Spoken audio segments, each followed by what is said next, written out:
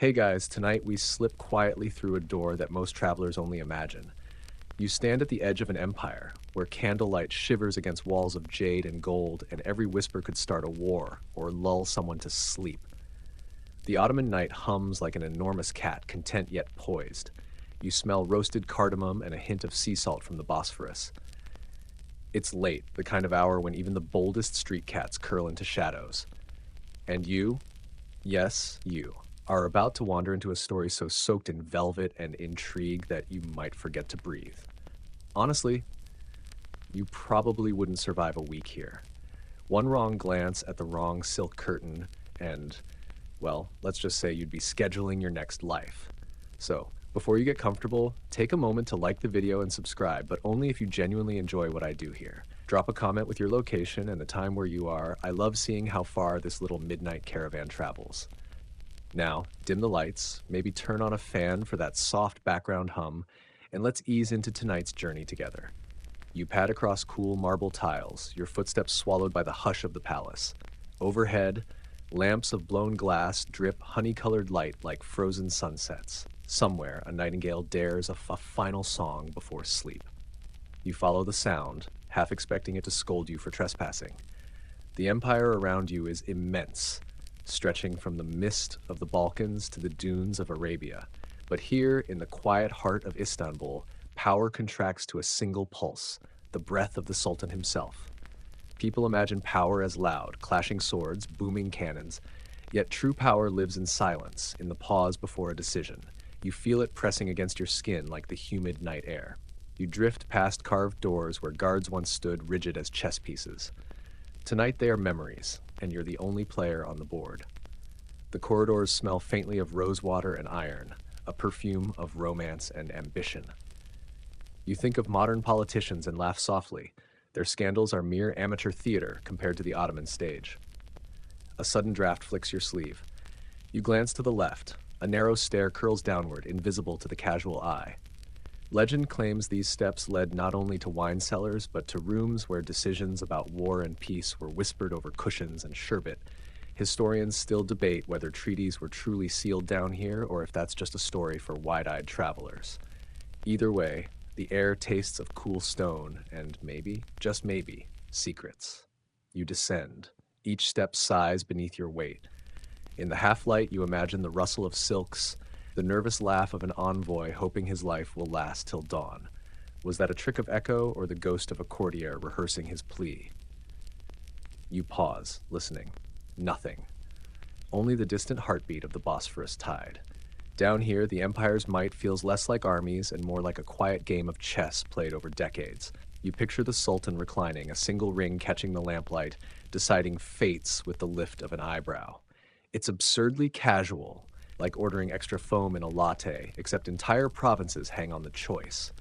Somewhere in the dark, a moth flutters, a tiny reminder that even in grand halls, life is fragile and a bit clumsy.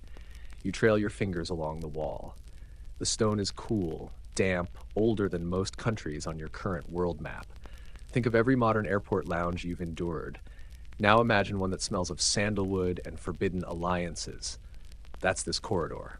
At the base of the stair, a low arch opens to a chamber no larger than a city studio apartment. If that studio had been designed by someone obsessed with emeralds and gossip. A single lantern sways, its chain creaking like a sleepy hinge.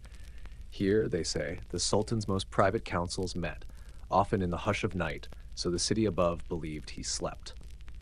Some scholars insist these tales are embellished. Others shrug and say, have you met the Ottomans? Anything's possible. You stand where history may, or may not, have pivoted. Perhaps a war was postponed here because a lover asked for one more moonlit evening. Perhaps a coffee recipe, spiced with clove, began its long march to the cafes of Paris. No official record proves it, but the scent of spice still lingers like a rumor. Your eyes adjust to the darkness, and suddenly every flicker of shadow feels like a story begging to be told.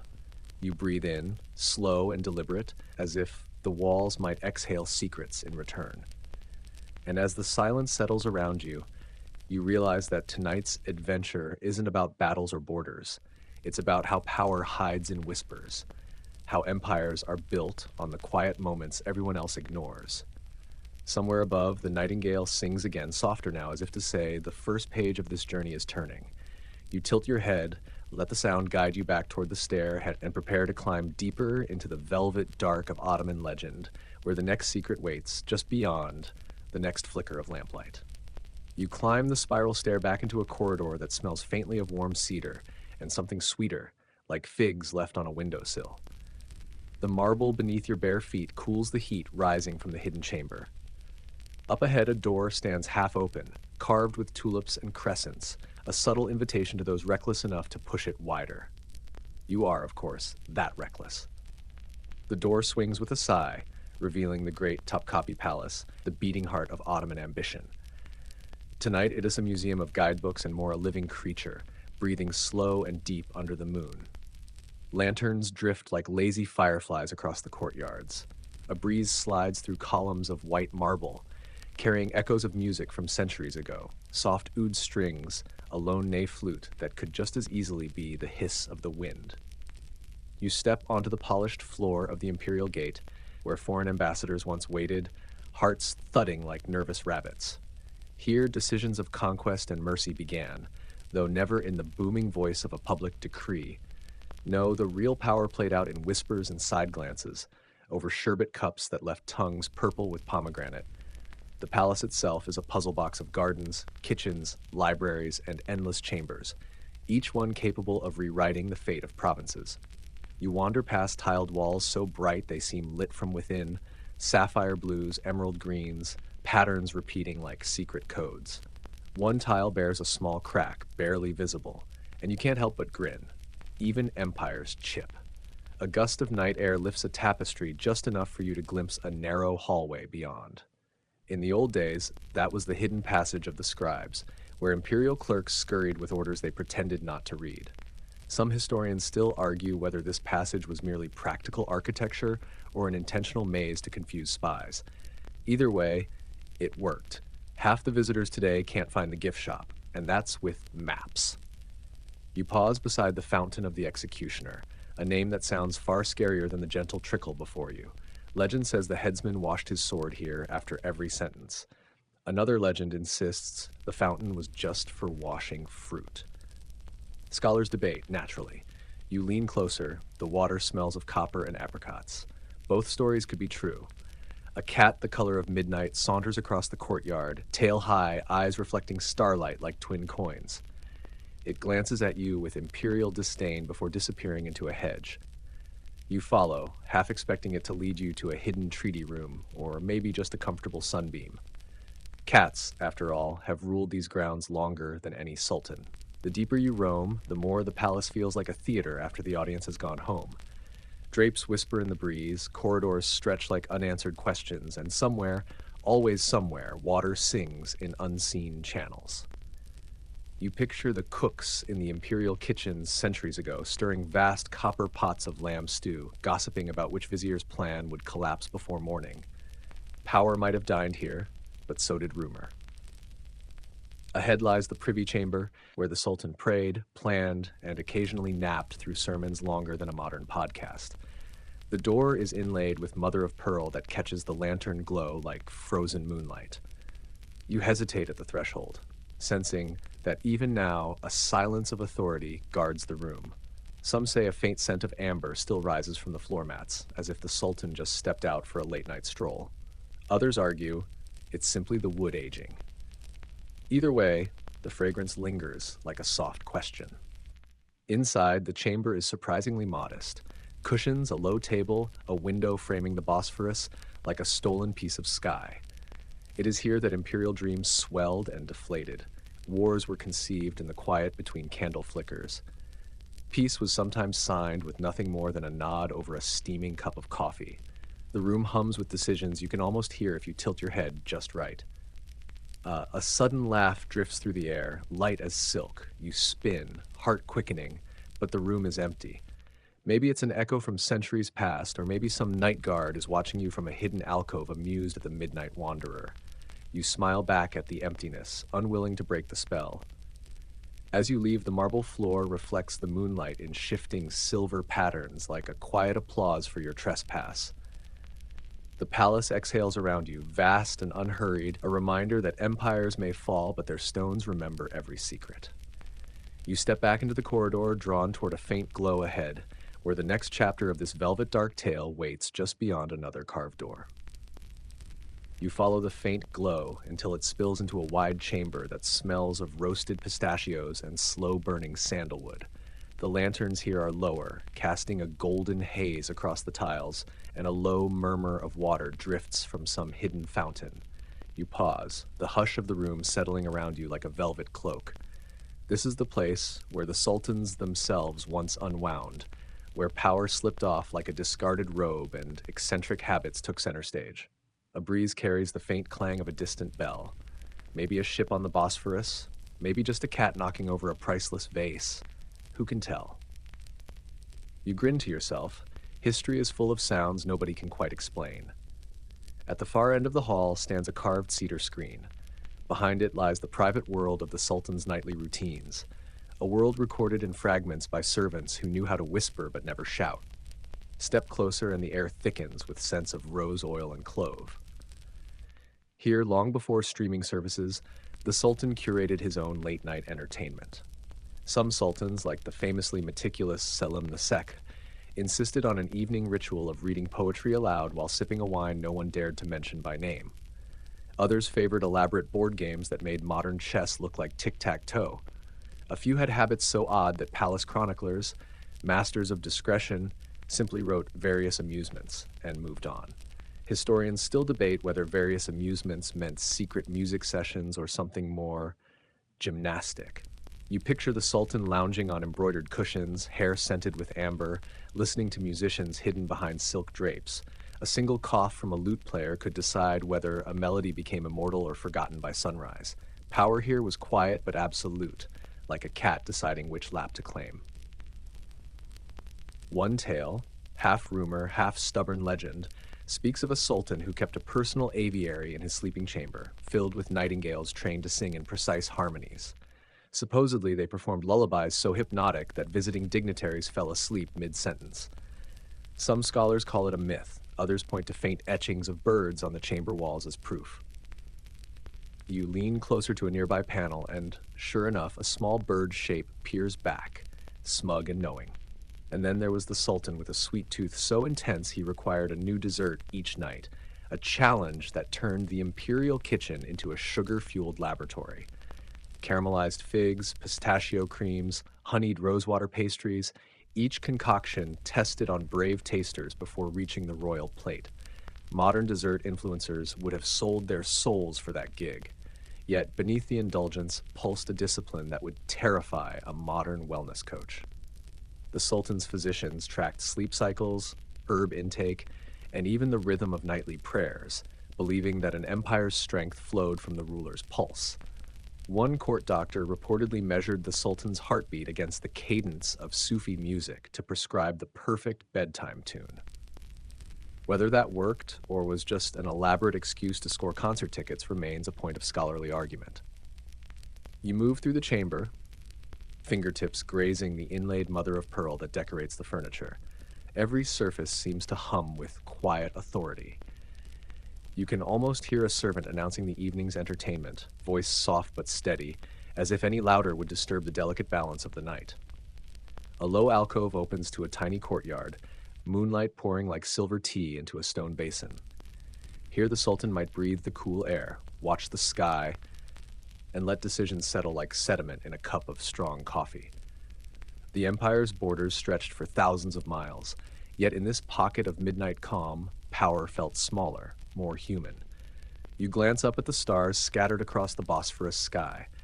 Somewhere a modern airplane blinks its red light, an uninvited guest in the ancient panorama. You smirk. Technology may have conquered distance, but it still can't outshine a perfectly timed nightingale. As you turn back toward the hall, the scent of rose oil lingers, a gentle reminder that behind the grandeur and eccentricities lay a simple truth. Even the most formidable rulers needed their bedtime rituals. Perhaps that's why the empire endured for centuries, because in the quiet between conquests, the sultans understood the art of slowing down. The lanterns flicker once, as if winking at your thoughts, and a soft draft, tugs you toward the next shadowed passage, where the deeper maze of the Ottoman night awaits. You slip from the chamber of nighttime indulgences into a corridor that bends like a secret thought.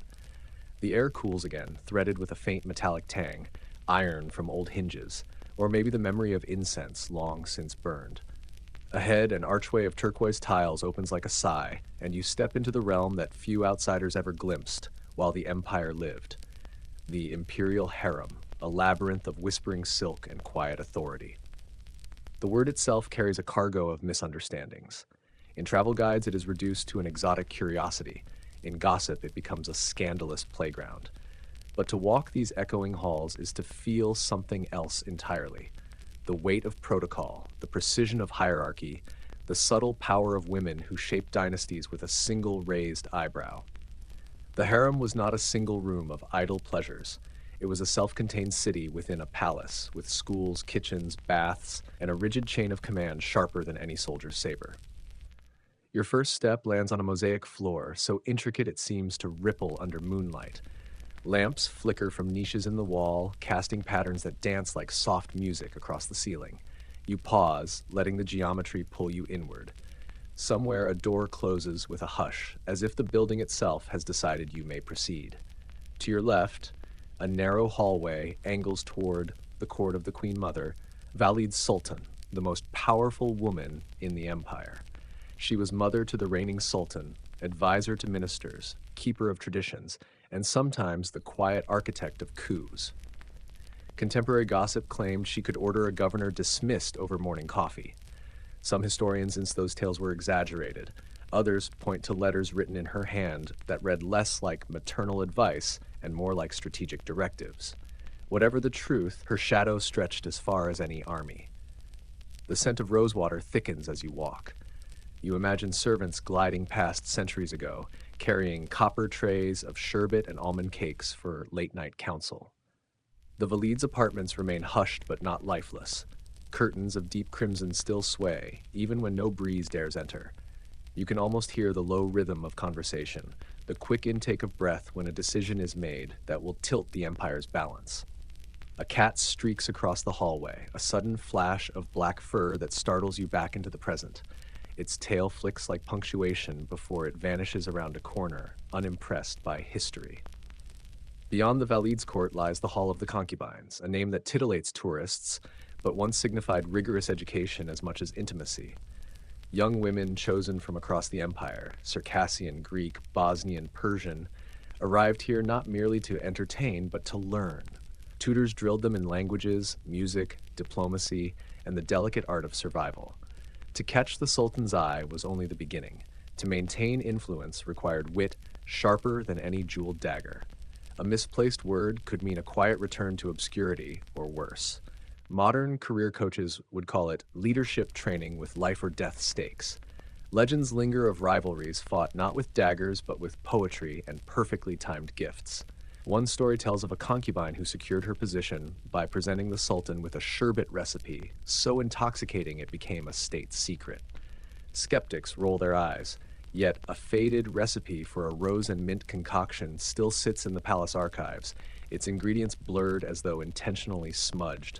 Scholars still debate whether this was culinary genius or clever propaganda. You drift deeper, the corridors tightening like a dream you can't quite wake from. Overhead, wooden beams creak softly, each sound a ghost of footsteps long gone. At a junction of passageways, a small door bears the emblem of the Kapi Aga, the chief of the Black Eunuchs, guardians of the harem and confidants of the Sultan. Their power rivaled ministers of state. They carried messages that could topple viziers or elevate favorites overnight. The post required absolute loyalty and a talent for silence that would shame modern security agencies. Even today, historians argue about how much real authority they wielded versus the myth that surrounded them. But every stone here feels as if it remembers their careful watch. A fountain trickles in the center of the next courtyard, its water tinted silver by moonlight. You lean over the marble rim, the cool mist kissing your face. It is said that when political tensions rose, the Valid and her allies met beside this fountain, their words disguised as idle gossip beneath the murmur of water. Some claim that decisive plans, alliances, even assassinations were born in these gentle splashes. Others insist it's just romantic storytelling. Either way, the sound of water still carries a conspiratorial hush, as if it knows more than it will ever confess. The harem's architecture seems designed to disorient, with stairs that double back and halls that curve until you doubt your own sense of direction. Maybe that was intentional, an added layer of protection, a living maze that frustrated would-be intruders. You catch a glimpse of your own shadow stretching along a tiled wall and laugh quietly. Even your silhouette looks like it's plotting. A side chamber opens unexpectedly to the royal baths, where steam once swirled in scented clouds. Here, bodies glittered with oil, but politics never stayed outside the door. Attendants carried messages as easily as towels, and deals were whispered through veils of vapor. Imagine modern board meetings relocated to a spa, and you'll understand why these baths were more than a luxury. They were an instrument of statecraft. Archaeologists have found tiny scratches in the marble benches, possibly notes or symbols carved in haste. Whether they meant love, rebellion, or simple graffiti remains an open question. You linger by a pool that still reflects the star-dusted ceiling. The water holds a faint warmth, as though centuries of conversations have kept it alive. You dip a hand, and the ripples scatter moonlight into trembling shards. For a moment, the Empire feels near enough to touch, every intrigue, every hushed alliance vibrating beneath your fingertips. A soft hum drifts from nowhere and everywhere at once.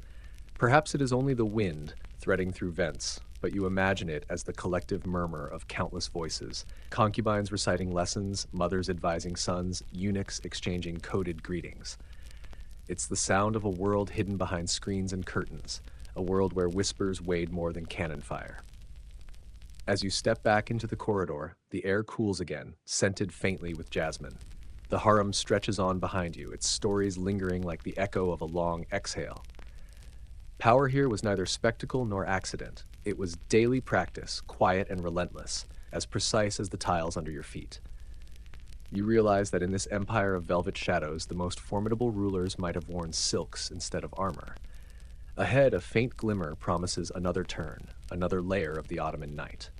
You follow, your heartbeat matching the soft rhythm of dripping water, ready to uncover the next secret folded inside this endless maze.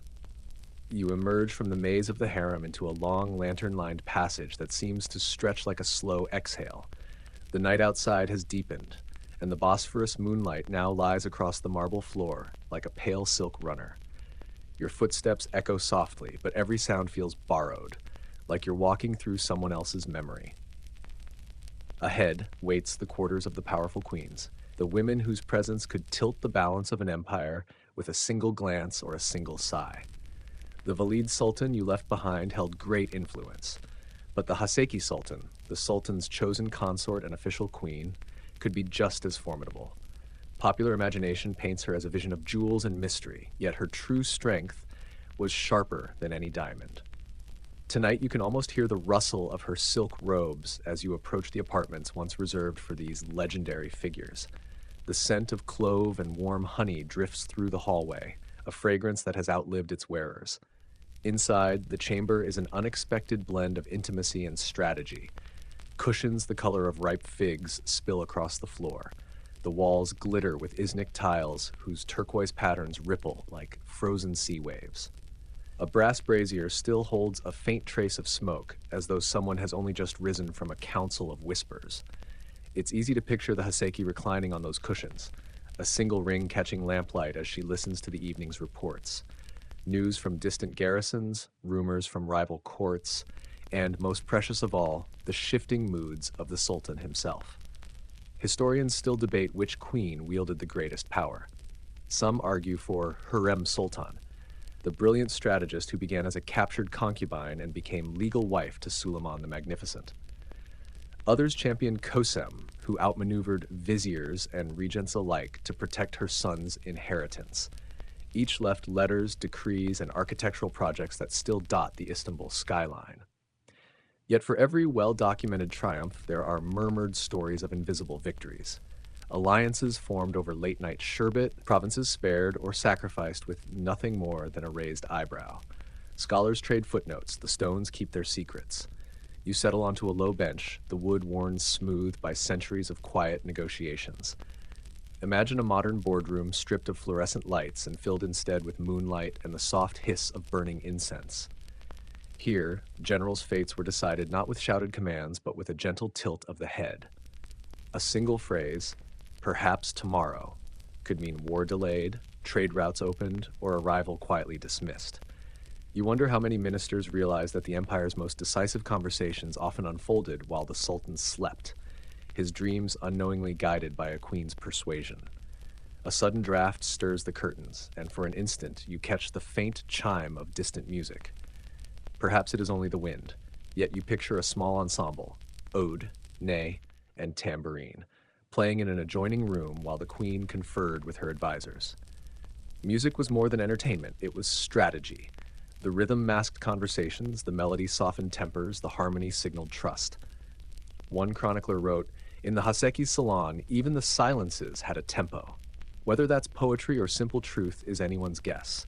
Not every queen ruled with gentle persuasion. Stories abound of secret rivalries. Subtle poisoning suspected, but never proved. Alliances forged with eunuchs to remove a rival consort, or messages smuggled in embroidered hems. A fragment of silk displayed in the Palace Museum bears symbols so cryptic that linguists still argue whether it's a love poem or a coded military order. You lean closer to a tiled panel and almost expect it to blink back at you, daring you to decode its hidden script. From a side alcove, a door leads to a private prayer room, small and serene. The ceiling curves into a starry dome, tiny glass mosaics catching what little light remains. Here the Haseki sought guidance, not only for her soul, but for the empire's next move. Devotion and politics braided together like the silk threads in her robes. Some modern scholars dismiss the tales of midnight revelations as romantic embellishment, yet records show imperial decrees often followed her vigils. Coincidence?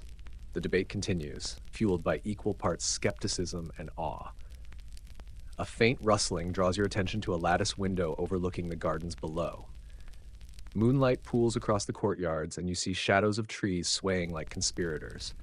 In those gardens, queens once hosted poets and philosophers, turning moonlit strolls into salons of influence. A single line of verse, offered at the right moment, could shift an argument or seal an alliance. Imagine closing $1 billion deal today with nothing but a couplet and a well-timed smile.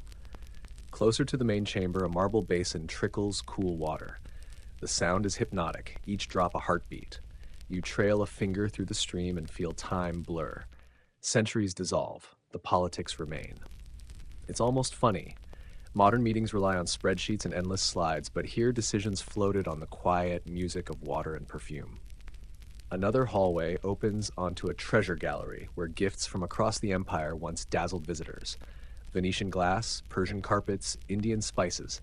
Imagine the leverage in a single gemstone. A rare ruby might purchase loyalty more effectively than a regiment of soldiers. Some gems were said to carry prophecies, their colors shifting with fortune. Skeptics scoff, but a few stones here still glow with an inner fire as if remembering ancient bargains. You move slowly, noticing how the palace absorbs your presence. Even the air seems to weigh your intentions. In these rooms, queens whispered strategies while outwardly performing the delicate dance of deference. They mastered the art of appearing to wait while subtly directing every outcome. It's a skill your modern board of directors might envy. Lead from behind the curtain and let others believe they hold the stage. As you prepare to leave, a memory surfaces of something you heard earlier. The soft hum of unseen voices in the harem baths, the shimmer of intrigue behind closed doors. The thought lingers like a perfume you can't quite name. Perhaps it is the echo of those queens who knew that true power rarely needs to shout.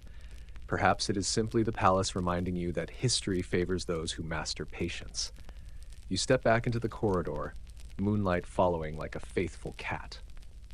Behind you, the chambers of the powerful queens settle once more into silence, guarding their triumphs and tragedies. Ahead, a narrower passage beckons, promising yet another layer of the Ottoman night. The empire sleeps, but its stories stay awake, waiting for the next curious wanderer, you, to listen.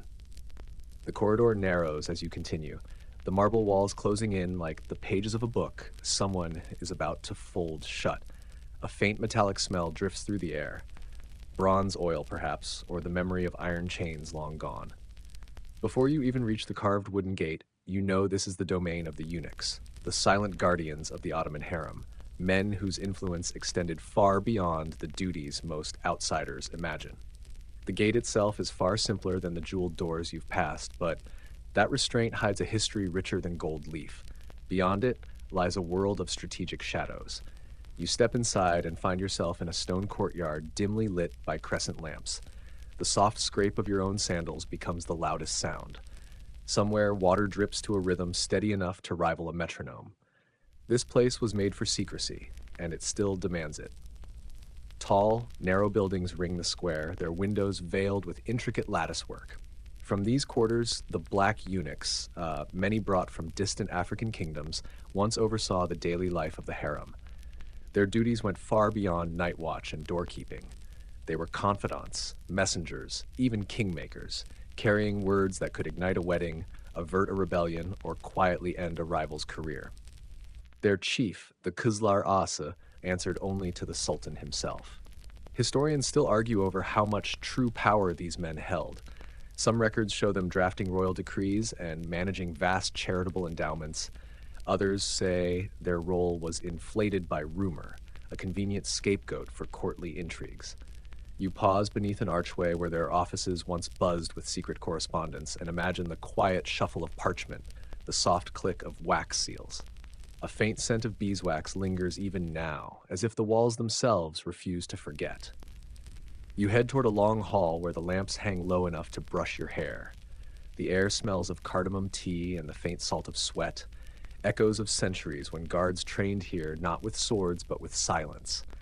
Each man was expected to memorize the harem's complex hierarchy, every name and rank, every potential alliance. A single slip of the tongue could unravel a delicate balance. In an age before encrypted messages, these living vaults of knowledge were the empire's true databanks.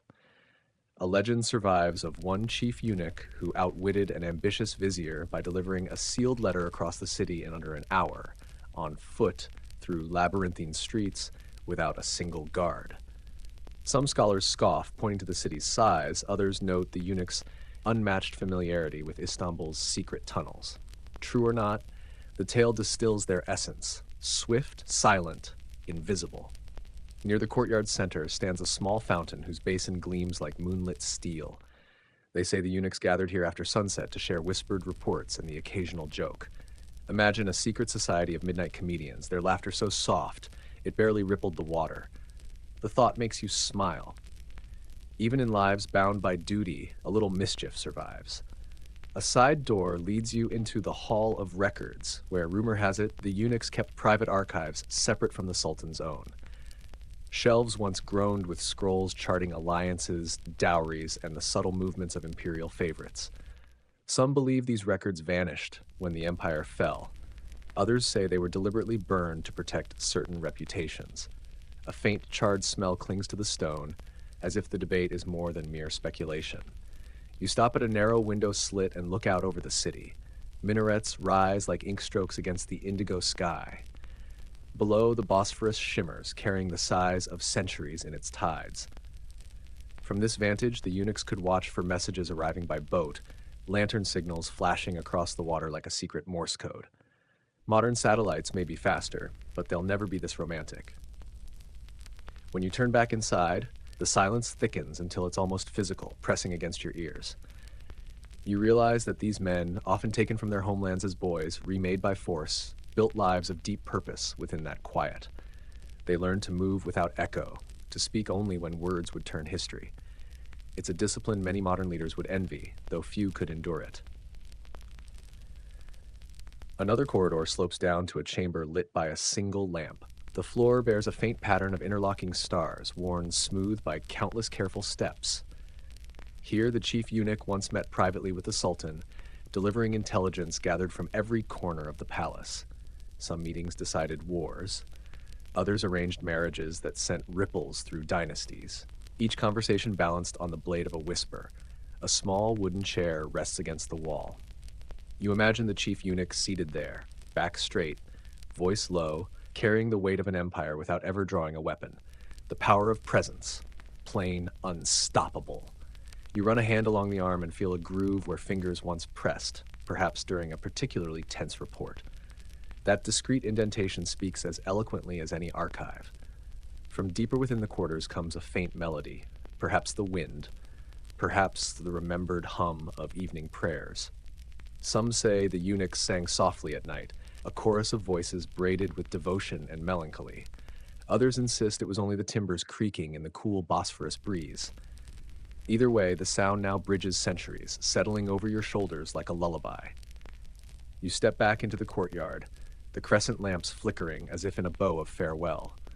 The night air feels thicker here, charged with the memory of men who lived in paradox, outsiders who became indispensable, servants who shaped the steps of rulers. Their names are lightly etched into history, yet their influence runs deep, like hidden currents beneath calm water. Leaving through that same modest gate, the marble under your feet seems to pulse with quiet authority. The eunuchs may have vanished from the living palace, but their careful footsteps still guide you, a reminder that true power often walks in silence. Ahead, a faint glow promises another story, another secret waiting beyond the next bend of this endless Ottoman night.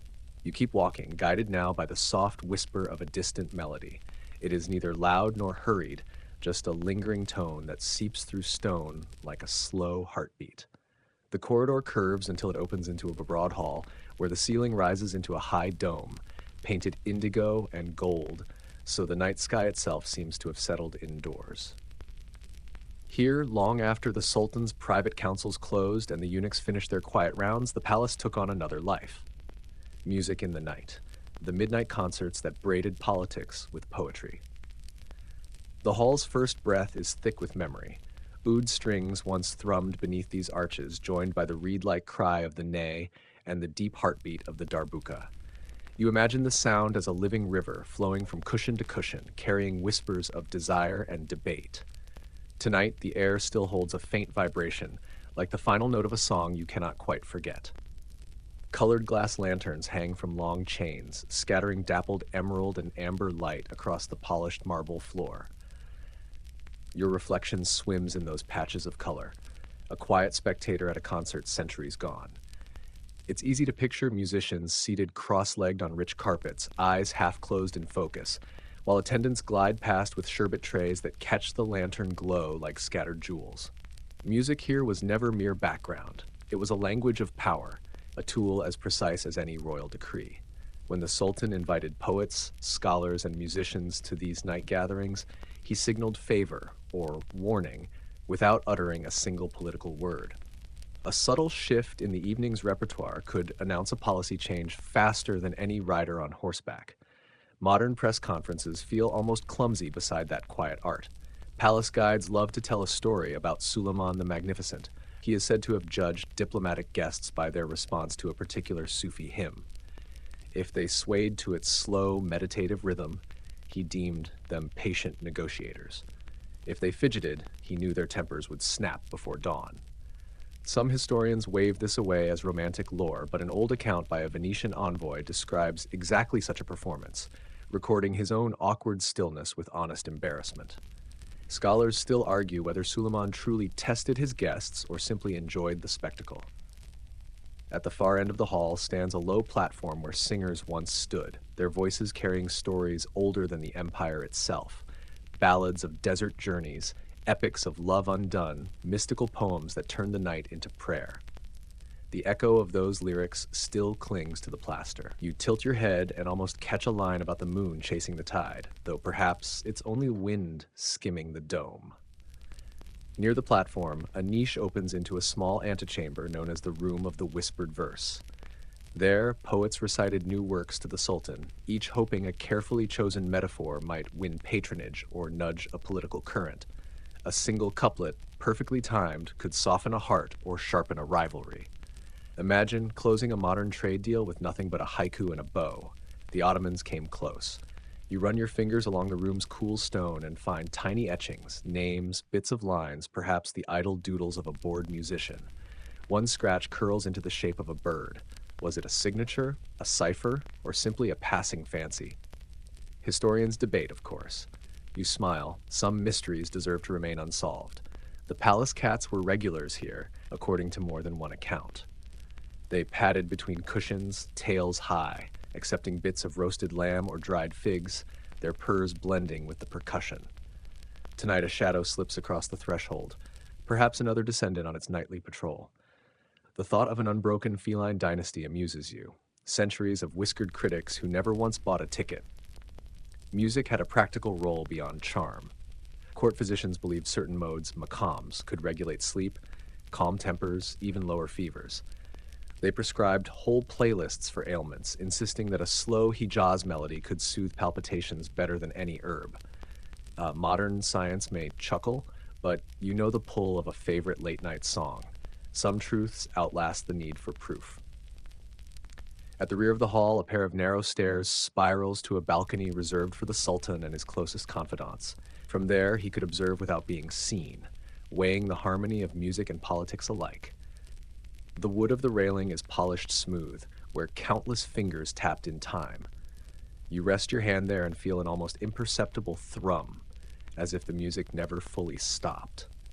Imagine the Sultan reclining on velvet cushions, eyes half closed, letting the ney's low wail guide his thoughts. Perhaps he considered the next campaign across the Danube. Perhaps he simply savored the luxury of a night without decisions. Power, after all, is not only the act of ruling, but the freedom to pause. You catch yourself swaying to a rhythm that exists only in memory. A light draft slips through the balcony door, carrying the salt of the Bosphorus. You step out for a moment and the city lies below, minarets rimmed in silver, the dark water pricked with lanterns from late-sailing boats. Somewhere a fisherman calls to another, his voice a single note in the great nocturne. For an instant, past and present overlap. Music inside, quiet outside, your own heartbeat, keeping time with both. Returning to the hall, you notice the lantern light has softened. Shadows grow longer, colors deepen, as if the palace itself is leaning into a lullaby. You imagine the final song of a long-ago evening, drums fading, voices blending to a gentle hum, courtiers drifting to sleep against the cushions while the Sultan watches, silent and unreadable. Before you go, you pause at the center of the marble floor and close your eyes. The silence is rich, layered, rhythmic. Perhaps the old physicians were right. Certain tones linger in the body like a balm. You draw a deep breath and feel the last trace of melody settle into your chest, a quiet companion for the road ahead. When you open your eyes, the lanterns flicker once, a subtle bow. You bow back, smile at the invisible musicians, and step toward the next corridor where a different scent awaits, something spicy, earthy, and full of promise. The night of the Ottoman palace continues, and the music, though unheard, follows you like a faithful echo. The corridor that receives you now is warm with fragrance, a slow-moving river of scent that seems almost visible in the dim light. Cinnamon, cardamom, dried rose, a hint of pepper, each note rides the night air like a quiet caravan. Your stomach wakes before the rest of you does. You've entered the quarter where spices and fragrances once ruled, the storage rooms and private chambers where the empire's appetite met the world's markets, and where luxury itself became a language of power. You follow the aroma as if on a leash, deeper into a vaulted hall whose walls are lined with cedar cupboards. Once these cupboards overflowed with goods hauled across deserts and oceans, Persian saffron in clay jars, nutmeg from the Banda Islands wrapped in palm leaf, peppercorns black as moonless sky. The Ottomans controlled trade routes like master conductors, turning the Bosphorus into the ultimate spice toll booth. Tonight, even emptied of its treasures, the room breathes a ghostly richness. Your footsteps seem to stir old dust into something that smells almost edible. Historians like to debate whether the empire's obsession with spice was culinary or strategic. Some say it was about preserving meat and flavoring coffee. Others insist these scents were political tools, gifts to win allies, bribes to keep enemies patient. The truth is probably a mix as complex as the aromas themselves. You lean toward a shelf and inhale a faint sweetness that could be clove or simply the memory of it. Either way, your senses hum. A side door leads to a perfume workshop, small and windowless, where once precious oils were blended into fragrances fit for sultans and queens. The stone tables still bear shallow depressions where mortars once ground petals to paste. Imagine attendants working by lamplight, combining damask rose with ambergris, measuring by instinct rather than scale. Some recipes were jealously guarded, passed only from master to apprentice like secret codes. One formula for a night-blooming jasmine scent supposedly calmed tempers in tense negotiations. Scholars argue over whether it was chemistry or clever psychology. Either way, the recipe disappeared when its last perfumer vanished into legend. You trail a finger across a copper distilling still, cold and smooth. The Ottomans believed fragrance could elevate the soul and focus the mind. Court physicians prescribed particular perfumes for sleeplessness, melancholy, even political anxiety. Imagine today's cabinet meetings infused with rose oil instead of fluorescent lighting. World peace might stand a better chance. Further along, a narrow stair drops into the imperial kitchen courtyard, where massive chimneys rise like silent minarets. Even empty, the space carries a heat of memory. Here, thousands of cooks once prepared meals for the entire palace, each spice carefully rationed, each dish a diplomatic statement. A banquet wasn't just dinner, it was theater. A new dessert could signal a new trade route. An exotic pepper might whisper of a newly secured alliance. Modern dinner parties, with their anxious playlists and charcuterie boards, feel almost timid by comparison. A faded tile mosaic depicts a caravan of camels crossing sand under a crescent moon. Perhaps it honored the traders who braved months of wind and bandits to bring nutmeg and cloves to the Golden Horn. You can almost hear the soft bells on the animals' necks, the low voices of merchants haggling in a dozen languages. The empire's wealth depended on these journeys, yet their names are mostly lost, swallowed like spice into a grand stew. Another passage reveals a private tasting salon where the Sultan and his closest advisors sampled the rarest imports. Imagine crystal bowls filled with candied ginger, figs glazed in honey, almonds dusted with cinnamon so fine it hovered like desert mist. Diplomats invited here knew that a single bite might carry meaning. Accept a gift of saffron and you tacitly approved a treaty. Decline the clove tea and you hinted at war. The language of flavor could be sweeter and sharper than any speech. A cat, always a cat, pads silently across the marble and leaps onto a counter, like sniffing at a jar long emptied of its treasure. Perhaps its ancestors once guarded these stores, or perhaps like you, it is simply captive to the lingering scent. You scratch its chin and it rewards you with a slow blink before disappearing behind a pillar. The Ottomans valued cats for more than companionship. They were natural pest control and, according to popular superstition, carriers of good fortune. Some things never change. On a low shelf, you find a cluster of tiny clay seals, each impressed with a different emblem, a rose, a crescent, a star. These were once affixed to spice sacks as proof of authenticity and tax paid. Collectors today might call them quaint, but in their time they were passports of commerce. A missing seal could start an investigation or a quiet execution. You hold one up to the lantern and see a faint shimmer of gold dust in the clay, as if it still carries a trace of the fortune it once guaranteed. You pause to breathe deeply. The mingled fragrances wrap around you, warm and persuasive. It's easy to understand why spices were once worth more than gold. They transform the air, the body, even the imagination. In their perfume, the empire found not only wealth but identity, a signature that traveled the world one grain at a time.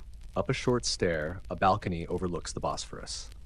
From here, you can almost trace the ancient trade routes by the lights of ships moving like slow fireflies across the water. Each lantern could belong to a vessel carrying pepper to Venice, saffron to Cairo, or coffee beans destined to change Europe's mornings forever. The night smells of salt and smoke, layered now with the memory of distant markets. You lean against the stone rail, and for a heartbeat, you feel the entire world breathing through this narrow strait. Behind you, the spice hall settles into quiet again, the scents blending into a single deep note, earthy, sweet, eternal. You step back inside, aware that these aromas once influenced wars, romances, even dreams. The Ottomans understood that power is not only seen or heard, but inhaled. As you leave, the fragrance clings to your clothes like an invisible souvenir, a reminder that empires can vanish, but their perfume lingers. The next corridor slopes gently downward, where a cooler current of air suggests water, or perhaps the promise of something more mysterious. Ahead, a faint blue glow beckons, carrying with it the soft murmur of stories yet untold. The night of the Ottoman palace is far from over, and the spices you carry in your breath will follow you into whatever secret waits beyond the next bend. The blue glow ahead swells as you descend a shallow flight of stone steps, the air cooling until it feels almost like morning. Beneath the spice-laden corridors, the palace seems to shift moods, from warm and fragrant to something altogether otherworldly. You hear a low murmur, a sound that is neither wind nor water. It's rhythmic, almost like chanting carried on a slow tide. You follow the sound into a circular chamber where lanterns burn with a dim sapphire light. This is the hidden retreat of the court mystics, the place where prophetic dreams once guided the empire's fate.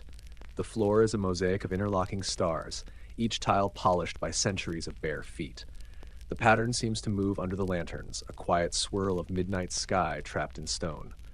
You pause at the threshold, sensing that this space demands a softer tread. Long ago, sultans slipped here after midnight seeking omens, and their trusted Sufi guides waited with incense and riddles. Power in these walls was measured not in soldiers, but in visions. A subtle fragrance of frankincense hangs in the cool air. It coils like smoke through your thoughts, calming and alerting you at once. You picture the sultan seated on the low dais at the center, robes pooled like dark water, eyes half closed as a mystic murmurs verses from the Masnavi. Outside, armies might be gathering on distant frontiers, but here the question was whether last night's dream of a red moon meant victory, disaster, or merely indigestion. Historians still debate how seriously the Ottomans took these midnight revelations. Some dismiss the stories as superstition politely indulged.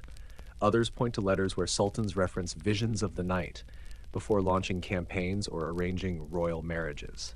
One chronicler wrote that Selim the Grim delayed an entire military offensive because of a dream in which a white falcon refused to fly east. Was it coincidence? Modern scholars argue late into their own nights, perhaps wishing for a dream to settle the question. You step closer to the dais. The stone beneath your feet is warm, though no fire burns. Perhaps the heat is memory, or perhaps something stranger. In the corner, a brass bowl still holds a crust of hardened oil where lamps once flickered during these vigils. The shadows those flames cast must have looked alive, stretching, twisting, hinting at stories only the half-asleep could understand. A faint sound draws your attention upward. Above, tiny holes in the dome form a pattern of constellations. Moonlight filters through them, sprinkling the floor with shifting stars. When the Bosphorus breeze moves the lanterns, the pattern dances like a living sky. The effect is hypnotic. You can see why a sultan might believe the universe itself was offering counsel. The Sufis who guided these sessions were more than mere dream interpreters. They were poets, mathematicians, and political analysts rolled into one, cloaking strategy in metaphor. A dream about a rising tide might signal a need for diplomacy. A vision of a broken sword could mean caution in military plans. Their language was fluid, their influence subtle. Some of the most practical decisions of the empire may have been born in the hush of this chamber, disguised as spiritual guidance. There's a legend, half whispered, half scoffed at, about a young dervish who once warned a sultan of betrayal through a riddle. "Beware the silent garden," he supposedly said, "for the gardener waters with blood." Days later, a trusted vizier attempted a coup. Coincidence or foresight? The debate continues, but the phrase "silent garden" lingers in Ottoman poetry like a chill. A small alcove leads to a room barely larger than a closet. Here, attendants recorded the sultan's dreams at dawn, writing in delicate calligraphy that read like music. Few of these dream diaries survive. Many were deliberately destroyed when regimes changed, as if erasing the visions could rewrite the past. The few fragments that remain describe mountains turning to glass, rivers of flame, doves carrying crowns of silver. Interpreters argued endlessly over their meaning, and you suspect they enjoyed the arguing as much as the insight. You move back into the main chamber and sit on a low cushion, letting the quiet fold around you. The marble is cold beneath your legs, the air alive with the slow pulse of water running in hidden pipes. You close your eyes for a moment and feel a soft pressure behind your eyelids, as if the room itself is nudging you toward a dream. Perhaps it is only fatigue. Perhaps it is the palace testing your curiosity. When you open your eyes, the lanterns seem to glow a shade deeper. You notice faint carvings along the base of the dais, spirals of script so small they're almost invisible. You trace them with a fingertip and catch fragments of a prayer for guidance, a plea for patience, and a sly joke about the folly of men who think they can read the future. That last line makes you chuckle quietly. Even mystics enjoy to wink at their own mystery. A sudden draft stirs the incense, sending tendrils of smoke curling toward the starry dome. For a heartbeat, the entire chamber feels like a dream made solid. Floor, smoke, stars, all part of one endless pattern. You realize the Sufis may have been right in a way science can't quite quantify. Sometimes meaning isn't in the vision itself, but in the act of pausing long enough to seek it. Somewhere beyond these walls, a muezzin's distant call drifts across the sleeping city, a reminder that dawn is not far. You rise slowly, the cushions releasing a sigh of air, and step toward the corridor. Behind you, the chamber settles back into its eternal vigil, ready to welcome the next seeker of midnight counsel. As you climb the stairs, the cool night air thickens with a new scent, wood smoke and sweet resin. Another story waits above, where moonlight meets the clatter of a waking kitchen, or perhaps the quiet plodding of ministers. The empire breathes on, and you, dreamer among the stones, follow the scent toward the next secret folded into the Ottoman dark. The staircase curves upward until the blue glow of the dream chamber fades behind you, replaced by a faint golden flicker. The air warms again, carrying a scent of wood smoke and something faintly metallic, like coins rubbed together in a deep pocket. You emerge into a long gallery where shadows stretch like sly smiles across the tiled floor. This is the place palace guides now call the Hall of Secret Diversions, but court whispers once gave it a more mischievous name, Troche Bimat, the hidden games of the Sultan's night. At first glance, the room seems almost ordinary. Cushions piled along the walls, low tables of inlaid mother-of-pearl, lanterns dim enough to encourage secrets. Yet every detail hints at amusement, carefully disguised as ritual. Along one side, a wooden cabinet stands ajar, revealing dice carved from ivory, chess pieces of ebony and silver, and decks of delicate hand-painted cards whose symbols are more astrological than numerical. The Ottomans loved their games, chess, backgammon, elaborate puzzles. But these gatherings were more than idle entertainment. They were laboratories of power, where allies were tested, rivals measured, and the Sultan's own patience quietly displayed. You trail a finger across a table where the mother-of-pearl glints like a frozen constellation. Historians still argue about the purposes of these midnight assemblies. Some insist they were informal councils disguised as play, where a lucky roll of the dice could decide trade policy or a border treaty. Others claim they were simply the empire's version of a Friday game night, a place for laughter and wagers after long days of decree signing. Perhaps both were true. In a palace built on layers of meaning, why settle for one answer? A faint hum reaches your ears, a single low note like the start of a song. It might be the wind in the chimney or the echo of long-gone laughter. You picture musicians waiting behind a screen, ready to strike up a tune whenever the Sultan signaled, their rhythms as much a part of the game as the dice. A story survives of a night when the Sultan bet an entire cargo of Persian silk on a single move of backgammon. He lost, of course, but the shipment arrived in Istanbul anyway, a quiet reminder that a ruler's loss was often another man's favor. Scholars debate whether the anecdote is true or simply a parable about Ottoman generosity.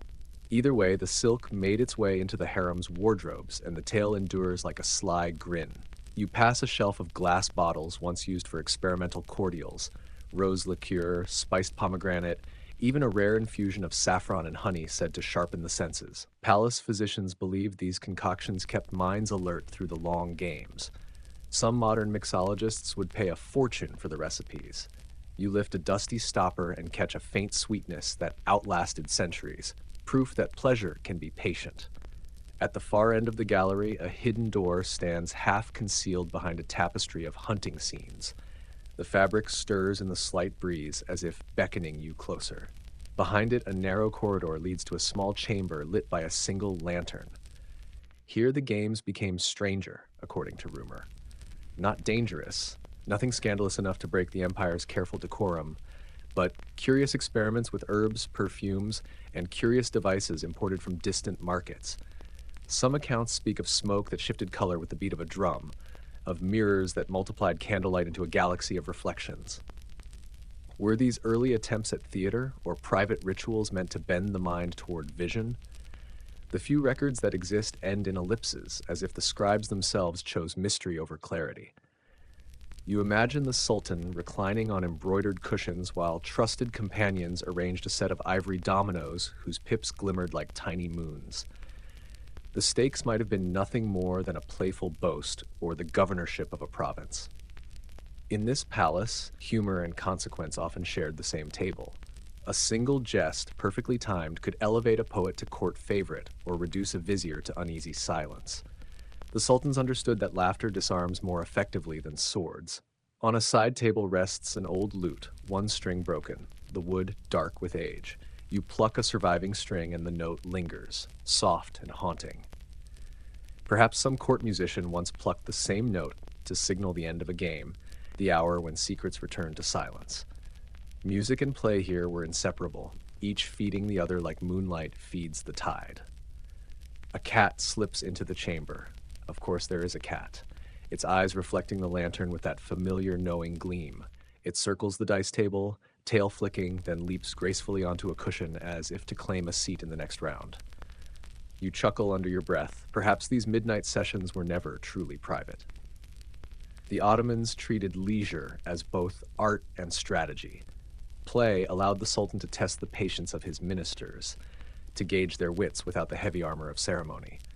One chronicler wrote, "In the game room, masks fall as easily as dice.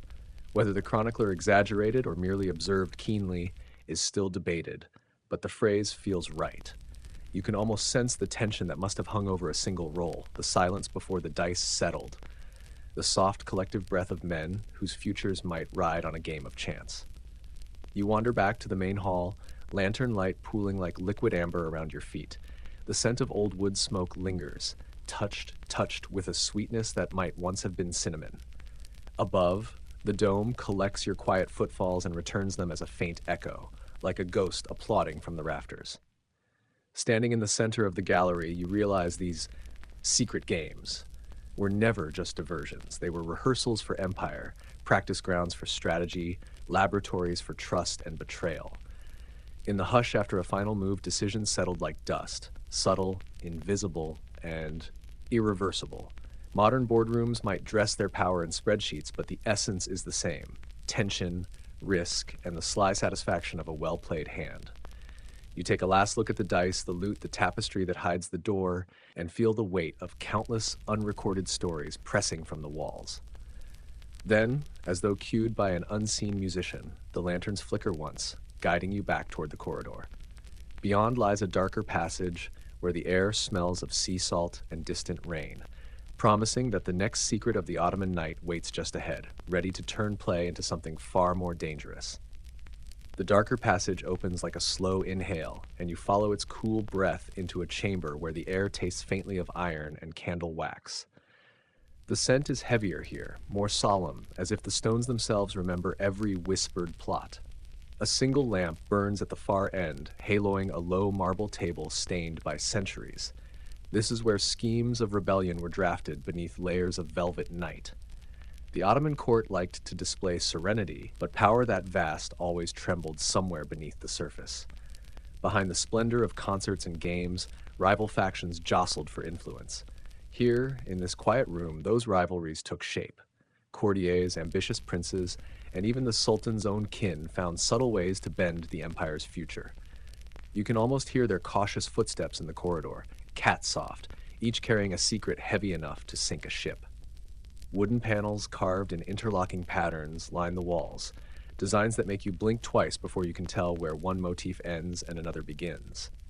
Perhaps that was intentional, a reminder that politics, like geometry, thrives on illusions. Historians still argue whether these panels once hid listening holes or merely served as art. Either way, you feel observed, as if you were standing in a room full of mirrors. A draft slips through a narrow window slit, bringing the faint brine of the Bosphorus. You picture a page long ago, standing where you stand, heart racing as he waits to deliver a message, perhaps a coded note to a distant governor, perhaps a warning to a would-be rebel that tonight's plan is already known. Some scholars insist such clandestine exchanges were rare, that decrees and sealed letters did the work. Others counter with fragments of intercepted correspondence that hint at a shadow network of midnight couriers. The debate, like so many Ottoman mysteries, remains unsettled. On the marble table, your fingers find a shallow groove, nearly invisible until you touch it. It might be an old crack, or the deliberate channel where wax dripped from the countless candles that once lit secret meetings. You imagine firelight flickering across tense faces, the quiet coughs of men feigning calm. A single cough, a shift of weight, and history could tilt toward war, or toward uneasy peace. Legends linger of a vizier who smuggled plans for revolt inside the spine of a prayer book, discovered by a eunuch who pretended to pray beside him. The scheme dissolved before sunrise. Whether fact or cautionary parable, the archives do record sudden dismissals and unexplained disappearances that hint at nights like this one. You glance at the window again, half expecting a shadow to cut the moonlight. The chamber holds more than whispers. A rear door opens onto a tiny alcove where the floor dips into a stone basin. They say conspirators wash their hands here before presenting themselves to the Sultan, rinsing away any trace of ink or ash. Some claimed the water was laced with crushed mint to mask nervous sweat. Others believed it was blessed, able to cleanse intention as well as skin. Spiritual or practical, the mint scent still lingers, cool and sharp. Back in the main room, you notice a faint rectangle on the far wall, lighter than the surrounding stone. Perhaps a tapestry once hung there, hiding a map or a coded proclamation. Some historians think a full plan for a Balkan uprising was once sketched on a hidden panel, later scraped away when the plot collapsed. The wall remains stubbornly mute, a witness that refuses to betray its memories. Outside, the city is unnervingly quiet. Even the Bosphorus seems to hold its breath. You realize how rebellion often begins, not with a roar but with a pause, a long inhale before a decisive word. In this room, that pause might last an hour, a night, a lifetime. Chronicles celebrate grand battles, but here you feel the weight of moments that never reached the field, the plans undone by doubt, the betrayals whispered at the last second. Near the door, a low bench bears a cluster of shallow carvings, initials perhaps, or coded symbols scratched by restless hands. You trace one set like overlapping crescents. Some say it was the sign of the Silent Circle, an informal network of advisors who pledged loyalty only to stability. Others dismiss it as decoration.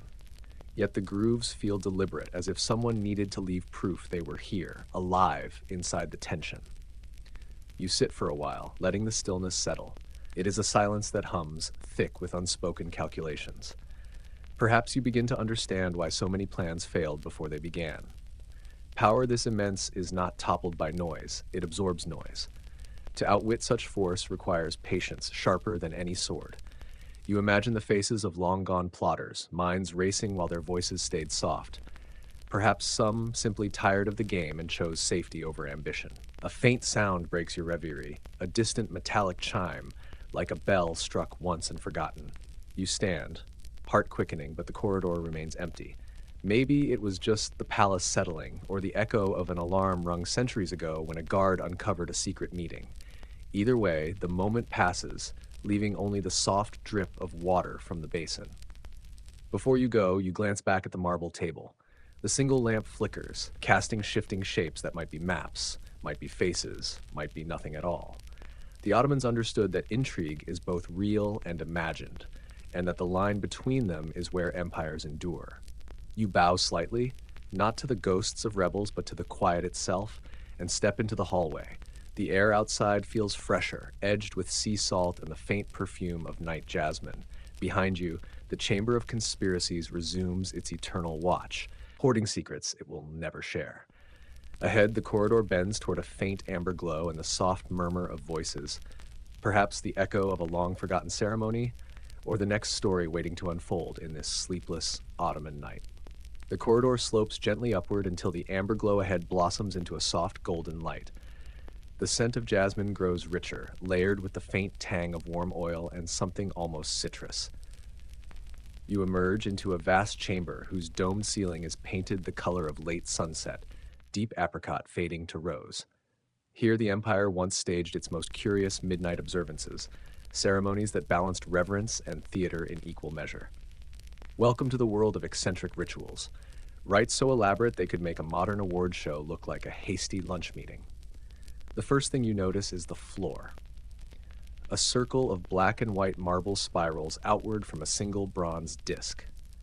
At its center stands a shallow pool where candlelight wavers like captured starlight. Long ago, the Sultan would enter through a side door, barefoot, trailed by attendants carrying brass lanterns. Musicians stationed behind a carved screen began a slow rhythm on frame drums, a heartbeat for the night's spectacle. You can almost hear it now. Boom, pause, boom. A sound designed to lull and sharpen in the same breath. Historians still argue about the meaning of these ceremonies. Some insist they were spiritual purifications before major decisions, war, marriage, the appointment of a grand vizier. Others believe they were acts of political theater meant to remind onlookers of the Sultan's semi-divine aura. A few skeptics call them nothing more than lavish insomnia cures. Whatever their purpose, the rituals left behind legends as fragrant as the incense that once burned here. A bronze brazier rests near the pool, its rim etched with tiny crescents. Attendants once filled it with a blend of ambergris, sandalwood, and, according to one chronicler, powdered pearls. The smoke must have shimmered like moonlight. Court physicians swore that inhaling the mixture sharpened memory and soothed the heart. Modern chemists might raise an eyebrow, but you breathe in the lingering sweetness and feel your thoughts quiet, as though the centuries have folded into a single long sigh. Along the walls hang great silk banners dyed in colors that seem to change as you move. Now emerald, now indigo, now something in between. The dye masters of Bursa guarded their recipes like state secrets. One Venetian visitor claimed the banners shifted hue according to the Sultan's mood, a statement scholars dismiss as poetic exaggeration, though standing here you're not entirely sure. The light plays tricks and the banners ripple as if aware of your gaze. At the chamber's edge, a low platform bears the remnants of a ceremonial fountain once fed by hidden channels. Water would arc into the air and fall in carefully timed patterns, each splash synchronized with drum beats. It wasn't mere decoration. Scribes recorded the cadence of the droplets, believing it mirrored the harmony of the cosmos. A single missed beat was taken as an omen. Some nights, the story goes, the fountain paused midstream without explanation. Was it a plumbing mishap or the universe clearing its throat? The debate continues, though the fountain remains politely silent. A side alcove opens to a gallery of curious instruments, elongated flutes carved from apricot wood, silver bowls filled with tiny bells, and a massive gong etched with verses of Rumi. These were not for music alone. Each tone marked a step in the ritual, beginning, supplication, release. You strike one of the small bells with a fingertip, and its note lingers like a question in the air. There are stranger details, too. A faded inscription near the entrance warns participants to wear garments of laughter, a phrase scholars can't quite decode. Some think it meant brightly colored robes. Others believe it urged an inner lightness, a willingness to shed ego before the night began. Whatever the intention, the idea of clothing oneself in laughter feels oddly timeless, a reminder that reverence without joy is only half a ceremony. Legends describe the Sultan stepping barefoot into the central pool while attendants poured scented water over his hands. Sometimes he was joined by the Valid Sultan or a favored advisor, their reflections mingling in the ripples. Court poets claimed the pool acted as a mirror of destiny, revealing alliances yet to form or conflicts yet to flare. One chronicler wrote that on a particularly tense evening, the Sultan saw 2 moons in the water and delayed a military campaign by an entire season. Historians still dispute whether that decision changed the outcome of the war or simply gave the soldiers a much-needed rest. You move to the pool's edge and gaze into its quiet surface. The water is gone now, but the bronze disc below catches the lantern glow and sends back a faint, shifting halo. For a heartbeat, it seems to shimmer like liquid. Perhaps that's only your imagination. Yet you understand how a mind softened by music and incense might glimpse omens here. A sudden draft flows through the chamber, teasing the banners into motion. Their colors slide once more, indigo to violet to an unnameable gray. The effect is so fluid that you laugh under your breath, a small sound quickly swallowed by the vast dome. Maybe that is the garment of laughter, the inscription demanded, the willingness to be surprised. Not every ritual ended in quiet contemplation. Some nights erupted into unexpected revelry. After the final gong, musicians struck up lively folk tunes, and attendants spun lanterns on chains, creating circles of firelight like miniature galaxies. Poets improvised verses while the Sultan tossed coins into the fountain for luck. It was theater, yes, but also a reminder that power could dance as well as decree. You wander toward the far wall where a set of narrow windows overlooks the sleeping city. From here, the Bosphorus gleams like a ribbon of mercury, reflecting moonlight in broken fragments. Below, a fisherman's torch flickers on the water, a small echo of the ceremonies inside. For a moment, the empire's grandeur feels intimate, contained in a single breath of night air. As you turn back, the chamber seems to pulse with a gentle rhythm. The slow beat of ancient drums pipe the hush of water, the murmur of prayers half remembered. You realize that these strange rituals were more than pageantry.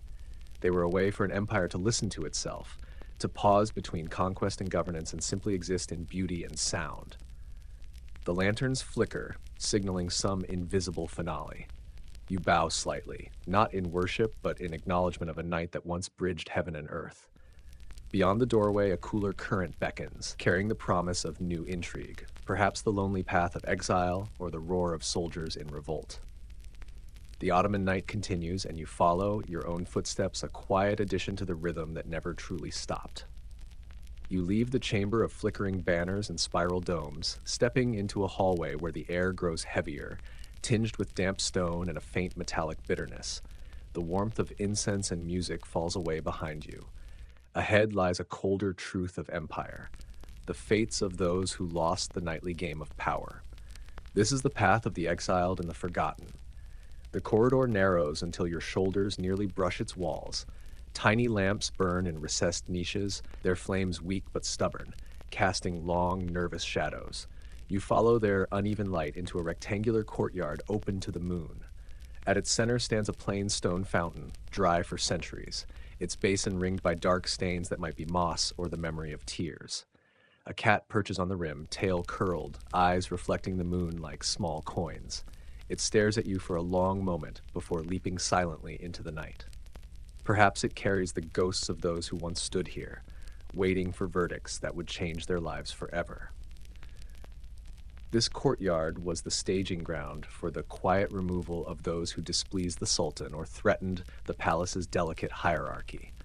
Princes who lost the succession gamble, viziers who miscalculated an alliance, concubines who fell out of favor, all passed through this space on their way to distant fortresses or isolated islands. Some left at dawn with formal decrees and measured dignity. Others vanished under moonlight with only the soft pad of eunuch footsteps as witness. Historians still argue about the numbers, but the stones feel weighted with more stories than any archive could hold. You walk toward a wooden door reinforced with iron, its surface scarred by deep gouges, perhaps from hurried luggage, perhaps from nails once pried loose in desperation. Beyond lies a chamber later known as the Room of Last Conversation. Here the condemned were offered sherbet, sweet, spiced, and laced with a tranquilizer that softened the edges of fear. Court records describe it politely as a farewell refreshment. Some chroniclers insist it was purely symbolic, a final gesture of hospitality. Others believe the potion made exile easier to endure or death easier to accept. Either way, the custom lingered long after the empire's politics changed. A low bench lines the wall, worn smooth where countless anxious figures must have sat. You run your fingers along the wood and imagine their thoughts.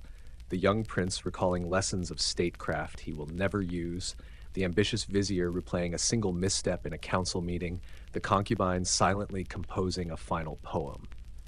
The silence is thick enough to feel like fabric. Even the faint drip of water from a cracked ceiling seems reluctant to disturb it. From a small alcove, a spiral stair winds downward into what was once a secure passage to the Bosphorus. Through this tunnel, boats waited to carry the exiled away before rumors could reach the waking city. You descend a few steps and the temperature drops sharply. Salt air mingles with damp stone. You picture the muffled oars, the creak of wood, the restrained sobs of those who knew they would never return. Some prisoners were ferried to the Seven Towers Fortress, cold walls, endless sea wind. Others disappeared to far islands in the Aegean. A few were recalled years later, scarred but alive. Many were never heard from again. Not all who passed through here were enemies. Some were victims of shifting alliances. Their crimes nothing more than being related to the wrong person at the wrong time. Ottoman succession politics were famously ruthless. To prevent civil war, a new sultan might quietly remove half-brothers or nephews to distant estates, or to darker fates. Modern readers shudder, but contemporary chroniclers wrote with a strange calm, as though inevitability itself kept a seat at the council table. Legends persist of secret messages carved into the tunnel walls by those awaiting the boat. You find faint scratches near the stair, lines that might be old repairs or the remains of hurried script. One looks like a crescent moon pierced by an arrow. Some scholars read it as a plea for vengeance, others as a symbol of surrender. The debate continues, but the groove beneath your fingertips feels heartbreakingly deliberate. You return to the courtyard and notice the moon has shifted, casting the fountain in sharper relief. Its dry basin now resembles a map of islands, dark stains forming a chain across the stone. You imagine the journeys that began here, each stain a silent marker of a life redirected. Perhaps exile was meant to erase these people, yet their absence became another kind of presence, one that still murmurs through the palace at night. A gust of wind rattles the iron-bound door. For a heartbeat, the sound is almost human, a low sigh that might belong to someone still waiting. You glance back down the corridor, half expecting a figure to appear, but the lamps burn steadily and no footsteps follow. The silence is not empty, it is crowded with memory. Near the exit stands a niche holding a simple brass ewer. In the old days, it contained rosewater for final ablutions. The scent has faded, but when you lift the vessel, you catch a ghost of sweetness, as if the air itself refuses to forget the rituals of parting. Some say that even those condemned to death left this room with calm faces, lulled by the fragrance and the inevitability of their path. Others claim the rosewater masked the smell of fear. Perhaps both are true. Before leaving, you sit for a moment on the cold stone edge of the fountain. The night sky spreads above, clear and unblinking. You think of all the names lost to official records, the countless stories that never made it into chronicles, lovers separated, ambitions crushed, friendships betrayed. Empires write their triumphs in gold leaf, but their human costs seep quietly into places like this. A final breeze sweeps through the courtyard, carrying the distant sound of waves against the sea walls. You rise, the echo of countless farewells pressing gently against your back.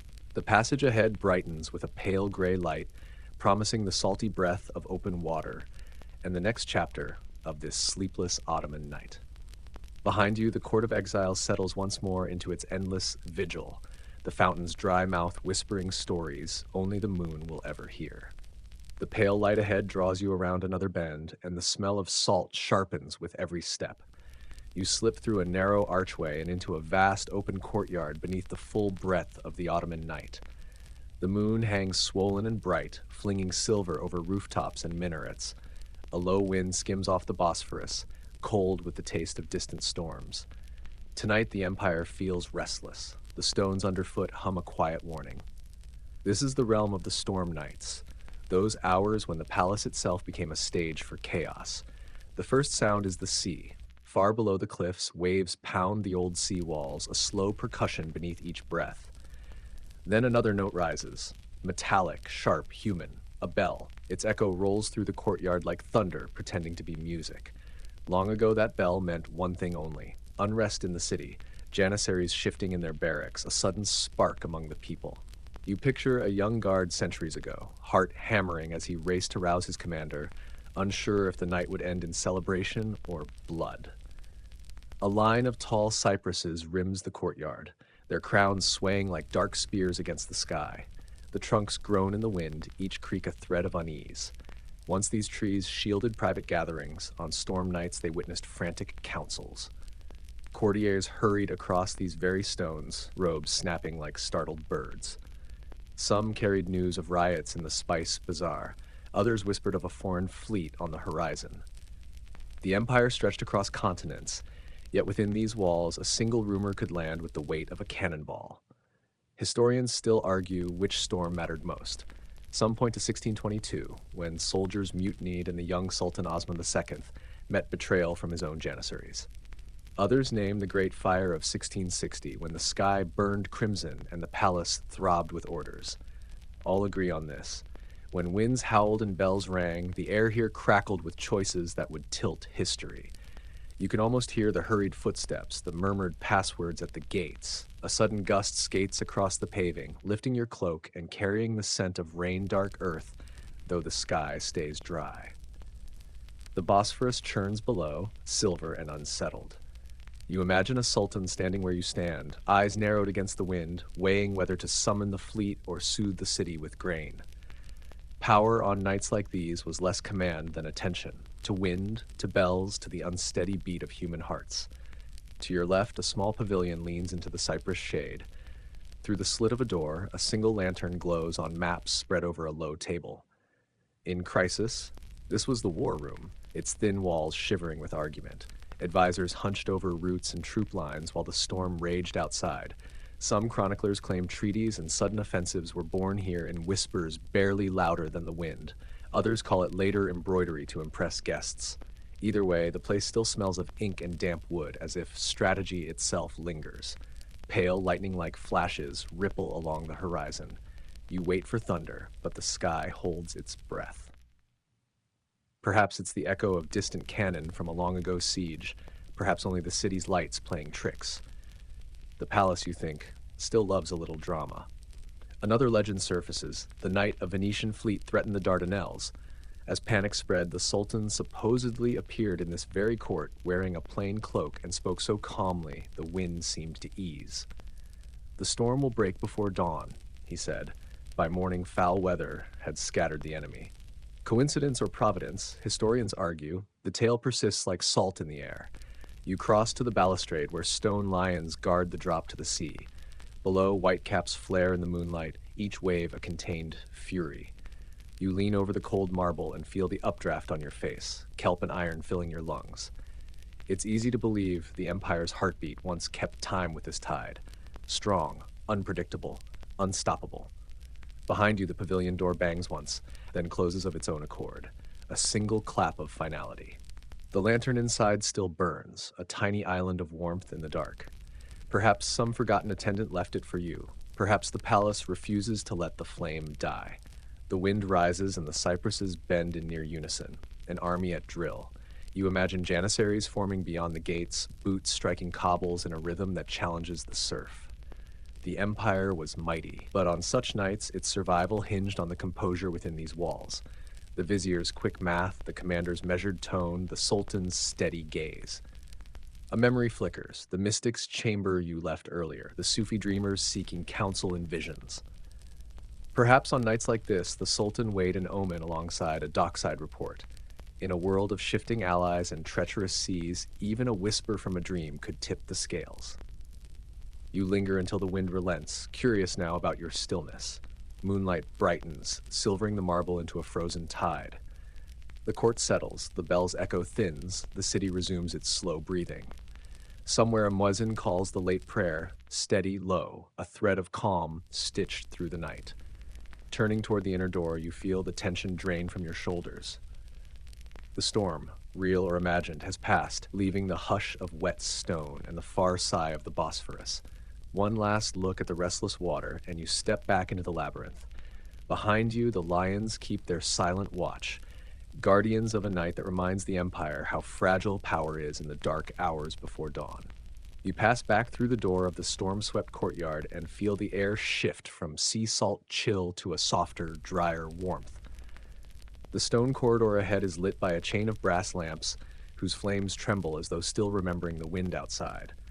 With each step, the echoes grow rounder, more resonant, until they merge into a low hum that seems to rise from the palace itself. You sense you are approaching the final heart of this night's journey, the quiet after the tempest, the chamber of Disan Thumlang, where the empire's influence lingers long after the banners have faded. The passage opens onto a gallery wide enough to house an echo of the world. Its floor is an intricate web of lapis and ivory tiles, forming starbursts that pull your gaze toward the center like a gentle tide. Here, artisans once worked by lamplight to record victories in pattern and color, instead of words. You pause, noticing how the designs ripple like water when the lamps flicker, a subtle reminder that history is always moving, never fixed. Along the walls hang faded tapestries depicting scenes you recognize only partly. Caravans crawling through deserts, ships bristling with lateen sails, scholars hunched over astronomical charts. Threads of silver still catch the light where oceans were woven, while the once vivid reds of imperial robes have softened to a mellow wine. You imagine the hands that wove these images, women in distant Anatolian towns perhaps, their lives tied to an empire they would never see. Every stitch a testament to the quiet power of ordinary days. At the far end of the gallery stands a pair of massive cedar doors. Their surfaces are carved not with battles or coronations, but with gardens, vines, lilies, pomegranates, heavy with seed. It is an unexpected choice, and you smile at the irony. After all the storms, the Ottomans chose to immortalize not conquest, but cultivation. Some scholars believe the design signified the empire's belief that true strength lay in what it could nurture, not merely what it could seize. Others think it was simply a craftsman's private joke, a reminder that even sultans need shade and fruit. The debate, like so many you've heard tonight, remains unresolved. You push the doors gently and step into a chamber bathed in moonlight from an open oculus. The night sky pours through the circular gap like a silver river, washing over marble columns streaked with blue and green. In the center stands a low platform surrounded by cushions and small tables. This, the guides say, was the salon of reflection, a place where rulers came not to command, but to remember. It was here that sultans met poets, philosophers, and architects to speak of ideas that outlast swords, mathematics, music, the geometry of mosques, the future of cities. The faint scent of ink and parchment clings to the air, a ghost of libraries long gone. You picture scholars sitting cross-legged beneath the oculus, tracing star maps while the Sultan listened with the patience of one who knew empires must first be imagined. Records tell of evenings when debates over planetary motion mingled with the fragrance of saffron tea, of nights when architects sketched domes that would one day crown the Istanbul skyline. Some of those buildings still stand, their silhouettes etched against the dawn like signatures that refuse to fade. You sit on a cushion and let the silence settle. It is not the heavy silence of fear, but the gentle hush of a library after closing. Here, decisions about law and learning once unfolded without the urgency of armies or rebellions. The Ottomans believed knowledge to be a kind of worship, and you can almost feel their reverence in the air. The marble beneath you is warm, as if the wisdom it holds still radiates quietly upward. A breeze drifts through the oculus carrying the distant murmur of the city. Faint calls of fishermen, the soft creak of moored ships, a dog barking once and then again. The empire may have receded into history, but its rhythm continues in every cobblestone street and every minaret that catches the moon. You think of the coffee houses that sprang from Ottoman trade, the music scales that crossed continents, the words, so many words, that traveled outward from these shores into languages across the world. Influence rarely announces itself. It seeps, patient and unstoppable. On a small table, you notice a collection of objects left like offerings. A fragment of Iznik tile, a worn-out plectrum, a scrap of silk embroidered with a single tulip. No placards explain them, yet each feels deliberate, as if someone wanted to remind future wanderers that culture is built from the quiet persistence of craft. You trace the tulip's faded threads and catch a faint perfume of rose and dust. Perhaps it's your imagination, or perhaps the palace is giving you one last sensory gift. Legends tell of sultans who came here alone at the end of their reigns, leaving behind the roar of politics to sit beneath the moon and listen to the city breathe. Some wrote poems, others simply counted the stars until the lamps burned low. One story claims a ruler once whispered, "Power is loud, but memory is patient," before extinguishing the final candle himself. Whether the tale is fact or a poet's invention, you feel its truth as the gallery's quiet deepens. You rise and walk a slow circle around the platform, each step echoing softly. Your own reflection glides across the polished floor, a solitary witness to centuries of thought. The empire's armies are long gone, its borders redrawn, but the art, the music, the food, the words, those remain alive in markets and kitchens and lullabies from Sarajevo to Cairo. This is the Ottoman legacy, not the clang of swords, but the murmur of shared culture that still hums through the world. A final breeze stirs the lanterns, and for an instant the moonlight sharpens every detail, the carved gardens on the door, the shimmer of silver thread in the tapestries, the quiet pride of a civilization that understood beauty as strategy. You breathe it in, slow and deliberate, and feel the night itself exhale around you. When you step back toward the corridor, the lamps flicker as if offering a silent farewell. Behind you, the salon of reflection settles once more into luminous calm, guarding the empire's softest, most enduring secret. That influence is strongest when it whispers.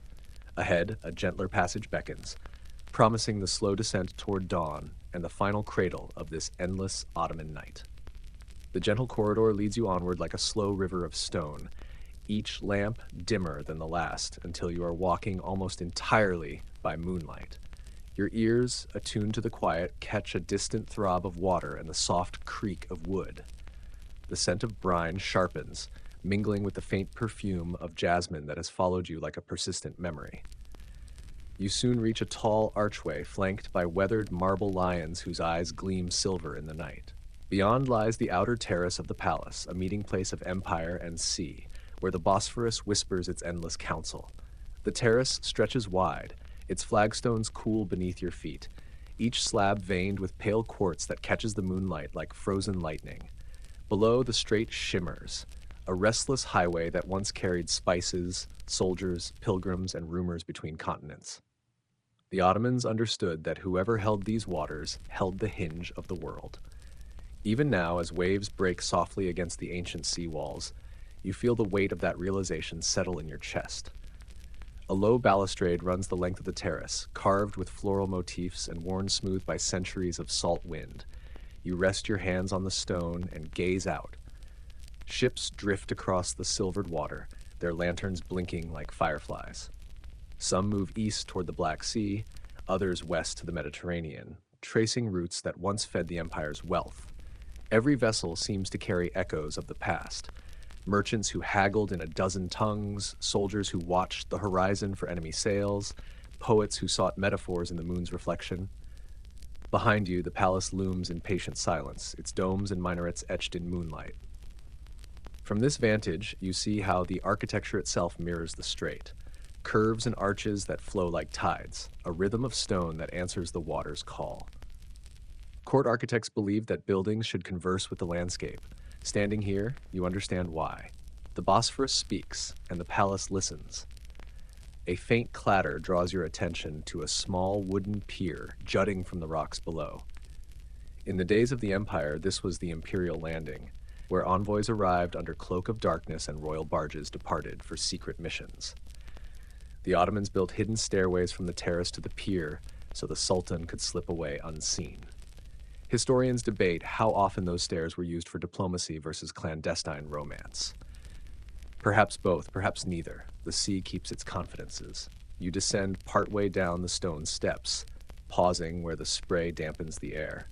The night is alive with tiny sounds. The whisper of waves against hulls, the distant bark of a fisherman's dog, the rhythmic creak of rope against mast. Each sound feels older than the empire, older even than language. You imagine the countless travelers who heard these same notes and felt the same quiet awe.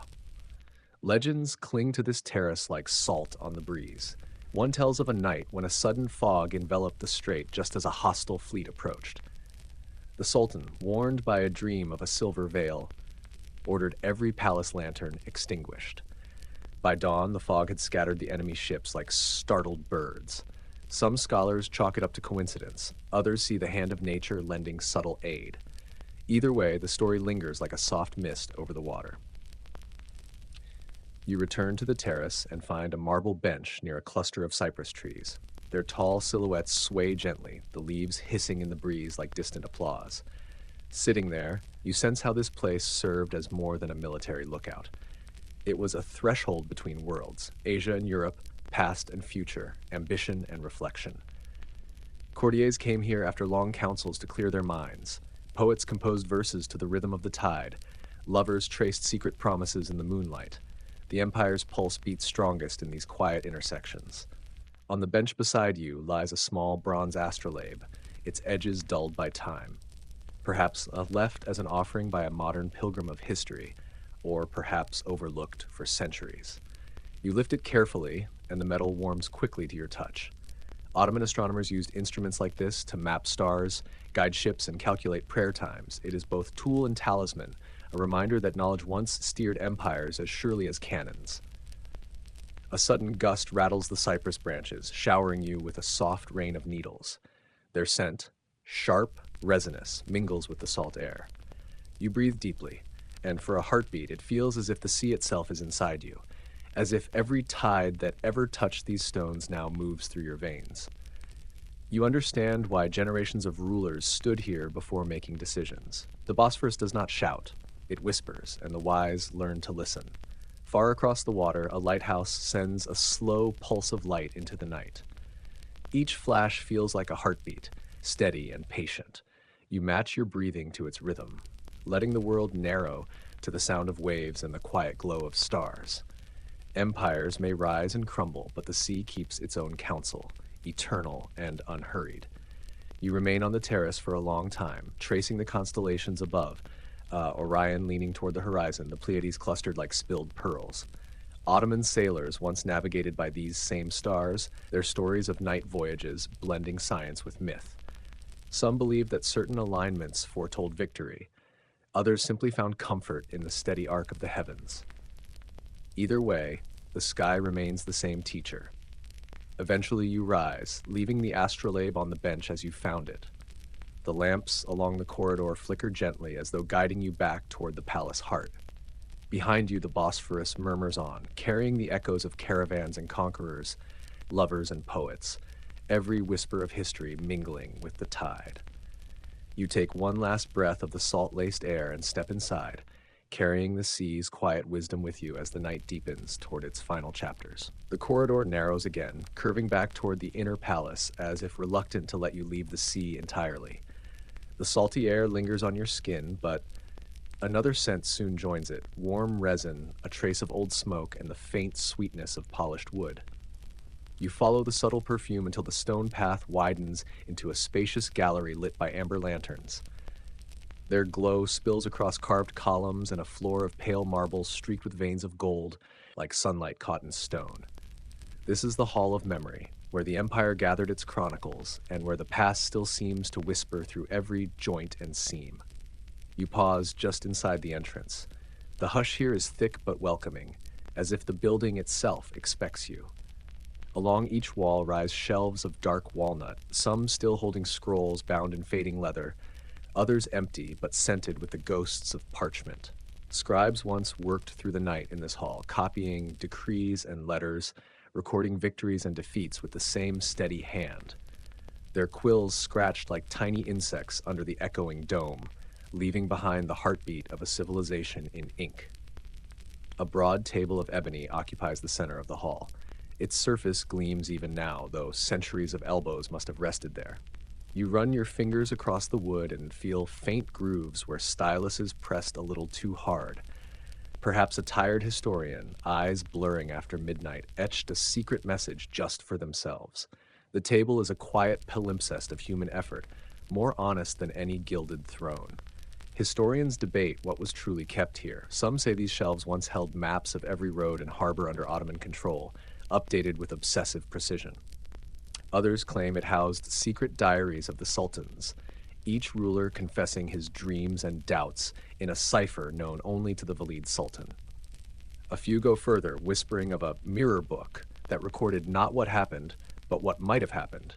Plans abandoned, victories imagined, failures disguised. None of these volumes have ever surfaced, but the scent of old ink seems to lend the story's credibility. A soft rustle interrupts your thoughts. At the far side of the hall, a door has been left slightly ajar, letting in a breath of cooler air. You cross the marble floor, footsteps echoing in lazy counterpoint to the faint sigh of the wind. Beyond the door lies a smaller chamber lined with alcoves, each holding a single artifact. A chipped coffee cup, a worn prayer rug, a child's toy carved from olive wood. These are not treasures of wealth, but fragments of daily life, items chosen to remind future generations that empires are built as much from kitchens and courtyards as from battles and decrees. You crouch to examine the toy, its surface smoothed by small hands long gone. Perhaps it belonged to a palace servant's child, perhaps to a young prince who never reached the throne. Its quiet survival feels more powerful than the grandest victory column. Empires like to speak in trumpets, but memory, you realize, prefers whispers. On a nearby pedestal rests a small brass key with a handle shaped like a tulip. A card beneath it, written in elegant Ottoman script, names it the Key of Quiet Rooms. Legend holds that it opened a hidden library where only poets were allowed, a place where politics dared not intrude. Scholars argue about its authenticity, but the key is real enough, heavy and warm in the lantern light. You imagine a poet slipping through secret doors to write verses, while the city outside plotted wars and alliances. The inner chamber leads you to a spiral stair, each step worn in the center by countless careful feet. You descend into a circular vault where the ceiling glitters with tiny shards of mirror arranged like constellations. Here the chroniclers once gathered at night to compare notes and argue over details. Some records describe debates so passionate that quills snapped and inkpots spilled, only for the scribes to share coffee afterward, laughing at their own intensity. History, it seems, was a communal art. A stone lectern stands in the middle of the vault, supporting a single bound volume. Its cover is plain, the leather cracked, the clasp tarnished. When you lean close, you see faint impressions on the pages, lines too faded to read, but unmistakably human. Perhaps this is the last surviving ledger of those nightly councils, or perhaps an empty book placed here as a symbol of stories forever lost. Either way, the silence around it hums like a held breath. From somewhere above, a breeze slides down the stairwell, carrying a distant melody. Maybe it's the night wind across the Bosphorus, or the remembered strains of the palace musicians you heard earlier. The note lingers, soft and persistent, until it blends with your own heartbeat. You think of all the people who once filled these halls, scribes bending over parchment, poets reciting by candlelight, servants sweeping stray quills from the floor. Their names are mostly forgotten, yet their presence feels immediate, as if they've only stepped outside for a moment. You climb back to the gallery and sit for a while beneath the walnut shelves. The moonlight from a high window paints long stripes across the marble, and dust motes drift like tiny planets in the glow. You imagine them as fragments of words rising from the pages, each particle a syllable of history still in motion. Perhaps the Ottomans understood something we moderns forget, that memory is not a static archive, but a living tide, forever rearranging itself. When you finally rise, the hall seems to exhale. The lamps flicker gently, and the scent of resin and old paper follows you toward the exit. Behind you, the Hall of Memory settles once more into its patient watch, holding the Empire's stories in a silence more eloquent than any speech. Ahead, the corridor bends toward the faint blush of approaching dawn. You feel the night beginning to loosen its grip, but there are still a few secrets waiting before the city wakes. The faint blush of dawn is still only a promise on the horizon when you leave the Hall of Memory. The corridor ahead is narrower than before, lined with simple stone blocks that seem to drink in every sound. Your footsteps fall softer here, as though the palace itself is winding down.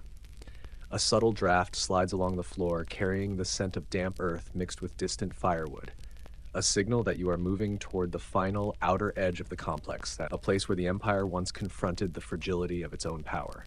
This is the threshold of the watch and the reckoning, where night guards kept vigil and statesmen waited for morning verdicts. The passage opens suddenly into a large open terrace bordered by squat towers. Their silhouettes bite into the sky like dark teeth. You recognize the faint clank of chains against flagpoles and realize that the breeze here has a voice of its own. A low, resonant moan as it threads through the tower windows. These were the night watch posts, where soldiers scanned the Bosphorus and the city walls for any sign of unrest. Centuries ago, they stood here through every hour of darkness, cloaks stiff with salt spray, eyes sharp for the flicker of lanterns on the water that might signal an unexpected fleet. Legends cling to these towers like ivy, Some say the guards could smell rebellion before they saw it. Others claim they kept pet hawks trained to strike messenger pigeons from the air. A few even whispered that the most trusted watchmen learned to read the sea's mood the way a physician reads a pulse, predicting storms and uprisings with uncanny accuracy. Modern historians smile politely at such tales, yet they admit the empire often seemed to act on warnings no one could trace. You walk the perimeter of the terrace, the marble cold beneath your feet. Below, the Bosphorus rolls on, black and silver in the first hint of twilight. From here, the view is almost overwhelming. Asia to your left, Europe to your right, the city's minarets rising like quiet prayers in between. You understand why the Ottomans stationed their most trusted sentinels here. To hold this vantage was to hold the hinge of the world. Near the western parapet, a narrow stair spirals down into a guardroom carved directly into the rock. The air here smells of oil lamps long extinguished and the faint musk of old leather. Benches line the walls, their wood polished smooth by countless weary soldiers. You imagine them here on restless nights, sharing strong coffee, whispering rumors from the docks, or sitting in tense silence when the wind carried the distant echo of a cannon. On the central table lies a shallow groove shaped like a map of the strait. Perhaps an officer once traced strategy there with a fingertip, marking enemy movements in the dust. A bronze gong hangs near the doorway, its surface scarred with dents from centuries of alarms. One strike could rouse the entire palace. You tap it lightly and the note blooms slow and deep, a sound that seems to vibrate in your bones. You picture a sudden clang on a storm-torn night, the rush of boots on stone stairs, the instant awakening of every guard. Even now, the resonance carries authority, as if the empire itself might stir at the sound. Above the guardroom, a narrow walkway leads to an observation platform exposed to the full sweep of the wind.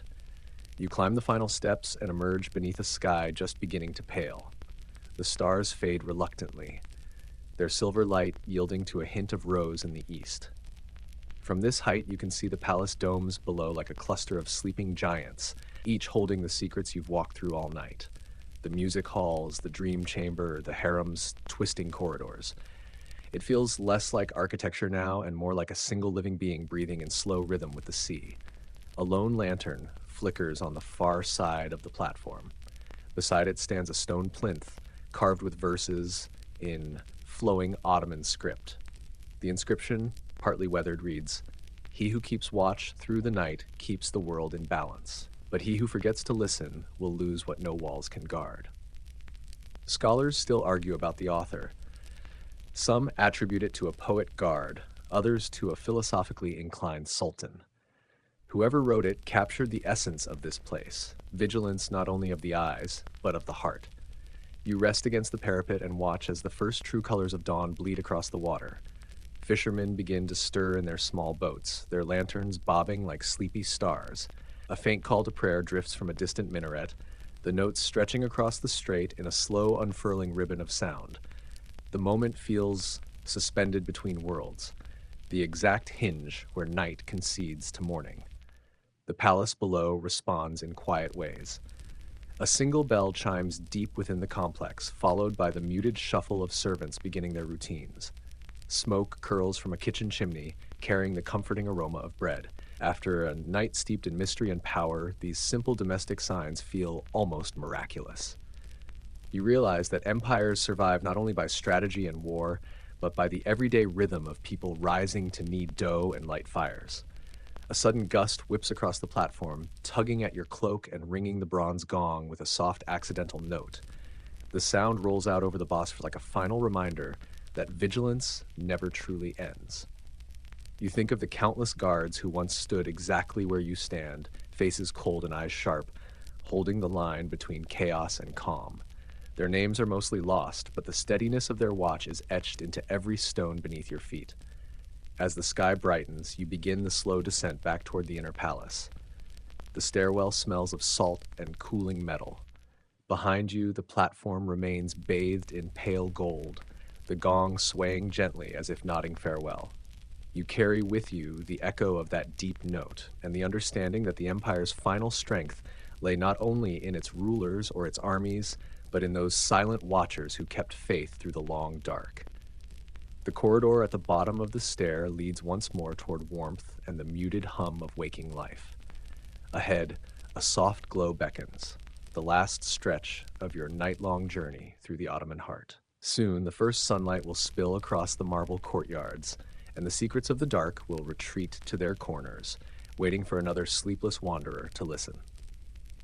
You follow the glow until the corridor bends gently and opens into a long colonnade washed in the pale gold of earliest dawn. The marble here is warmer, touched by the first rays of sunlight filtering through high arched windows. The night's scents, salt, incense, spices, still cling to your clothes, but the air now carries something softer. Fresh bread from the kitchens, damp earth from gardens beginning to wake. After so many hours steeped in shadows, the light feels almost weightless, as if the palace itself exhales with relief. This final stretch of the journey was once known as the Garden Walk, a quiet path where the Sultan might greet the morning or where palace poets came to gather lines before the day's noise began. Cypress trees stand in perfect rows, their dark needles silvered by dew. Tiny birds, the same nightingales that sang when you first entered these walls, now stir and test a few tentative notes. Their song threads through the columns like a promise that life endures beyond intrigue. You pause beside a small fountain whose water catches the rising sun in quick flashes. Long ago, attendants sprinkled rose petals here so the first breeze of morning would carry fragrance into the harem. Historians debate whether this was devotion or mere indulgence. Perhaps both.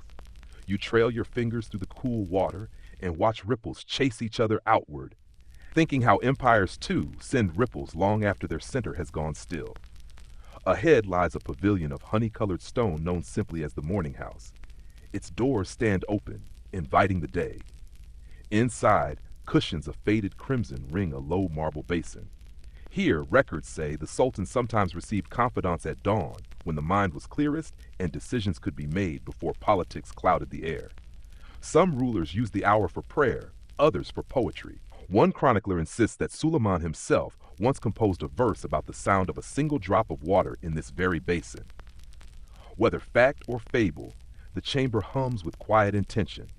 You settle onto a cushion and let the hush embrace you. After a night of secret stairways and hidden councils, the simple openness of morning feels revolutionary. Through the arches you glimpse the Bosphorus, now a ribbon of shifting blues and pinks under the newborn sun. Fishing boats dot the water like tiny punctuation marks in a long sentence. The city beyond begins to stir, distant calls of merchants, the soft clop of a cart horse, a child's laugh rising like a bright spark. It strikes you that this is the true legacy of the empire, not the cannons or the jeweled thrones, but the daily persistence of life. The Ottomans built mosques and markets, codified laws and nurtured art, yet what survives most vividly are these ordinary rhythms. The smell of bread, the music of fountains, the morning light on stone. Power may have drawn the outlines of history, but people filled them in with quiet color. A breeze carries the scent of mint and warm dough from the kitchens below. You imagine bakers working since midnight, kneading loaves for the waking palace, their chatter a counterpoint to the solemn councils of the night. In a way, their labor secured the empire as surely as any military campaign. An army may march on strategy, but a city lives on bread. Across the pavilion stands a narrow door leading to a small garden once reserved for the Sultan's private reflection. You step inside and find an oasis of early light, fig trees heavy with dew, beds of tulips nodding gently, and a single marble bench beside a shallow pool. The water mirrors the soft sky, its surface broken only by the occasional fall of a leaf. You sit and watch as the first true rays of sun ignite the pool into molten gold. Legends claim that at the end of his life, a weary sultan came here each morning to sit in silence, his only companion a stray cat who curled at his feet. Some say he spoke aloud to the animal, confessing doubts and regrets. Others believe he merely listened to the world waking around him. Whether the tale is literal or not, the image lingers, a ruler who commanded armies finding peace in a creature's purr and the rustle of fig leaves. As the sun climbs higher, shadows retreat and the palace glows in a soft, forgiving light. The night you have traveled through, its music, its conspiracies, its scented corridors, feels both immediate and impossibly distant. You realize that the empire's most enduring gift is not spectacle but continuity. Markets still trade, call to prayer still rises, families still share bread. The Ottomans have dissolved into history, but their habits ripple through kitchens, gardens, and quiet dawns from Istanbul to the far edges of lands they once touched. You take one last slow breath, drawing in the fragrance of roses and fresh earth. The sounds of the waking city grow clearer. Vendors calling greetings, gulls wheeling above the strait, the rhythmic splash of oars. The palace around you, once a labyrinth of secrets, now feels like a living memory, its power transformed into story, its whispers into gentle invitation.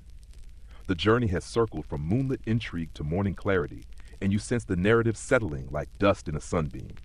You rise from the bench, stretch, and let your gaze travel across the gardens, the shining water, the endless sky. Night has given all it wished to share. Your eyelids grow pleasantly heavy. The fountain's trickle softens, the bird calls blur into a single lullaby of daylight. The marble beneath you warms, welcoming. If you wished, you could close your eyes and drift into sleep right here, wrapped in the same quiet that once cradled sultans and poets alike. And so the long night of secrets ebbs into a gentle morning. The empire, vast and intricate, slips back into silence, leaving only the soft pulse of waves and the steady rhythm of your own breathing. You are both witness and dreamer now, the final keeper of these whispered stories. End of script. Sweet dreams.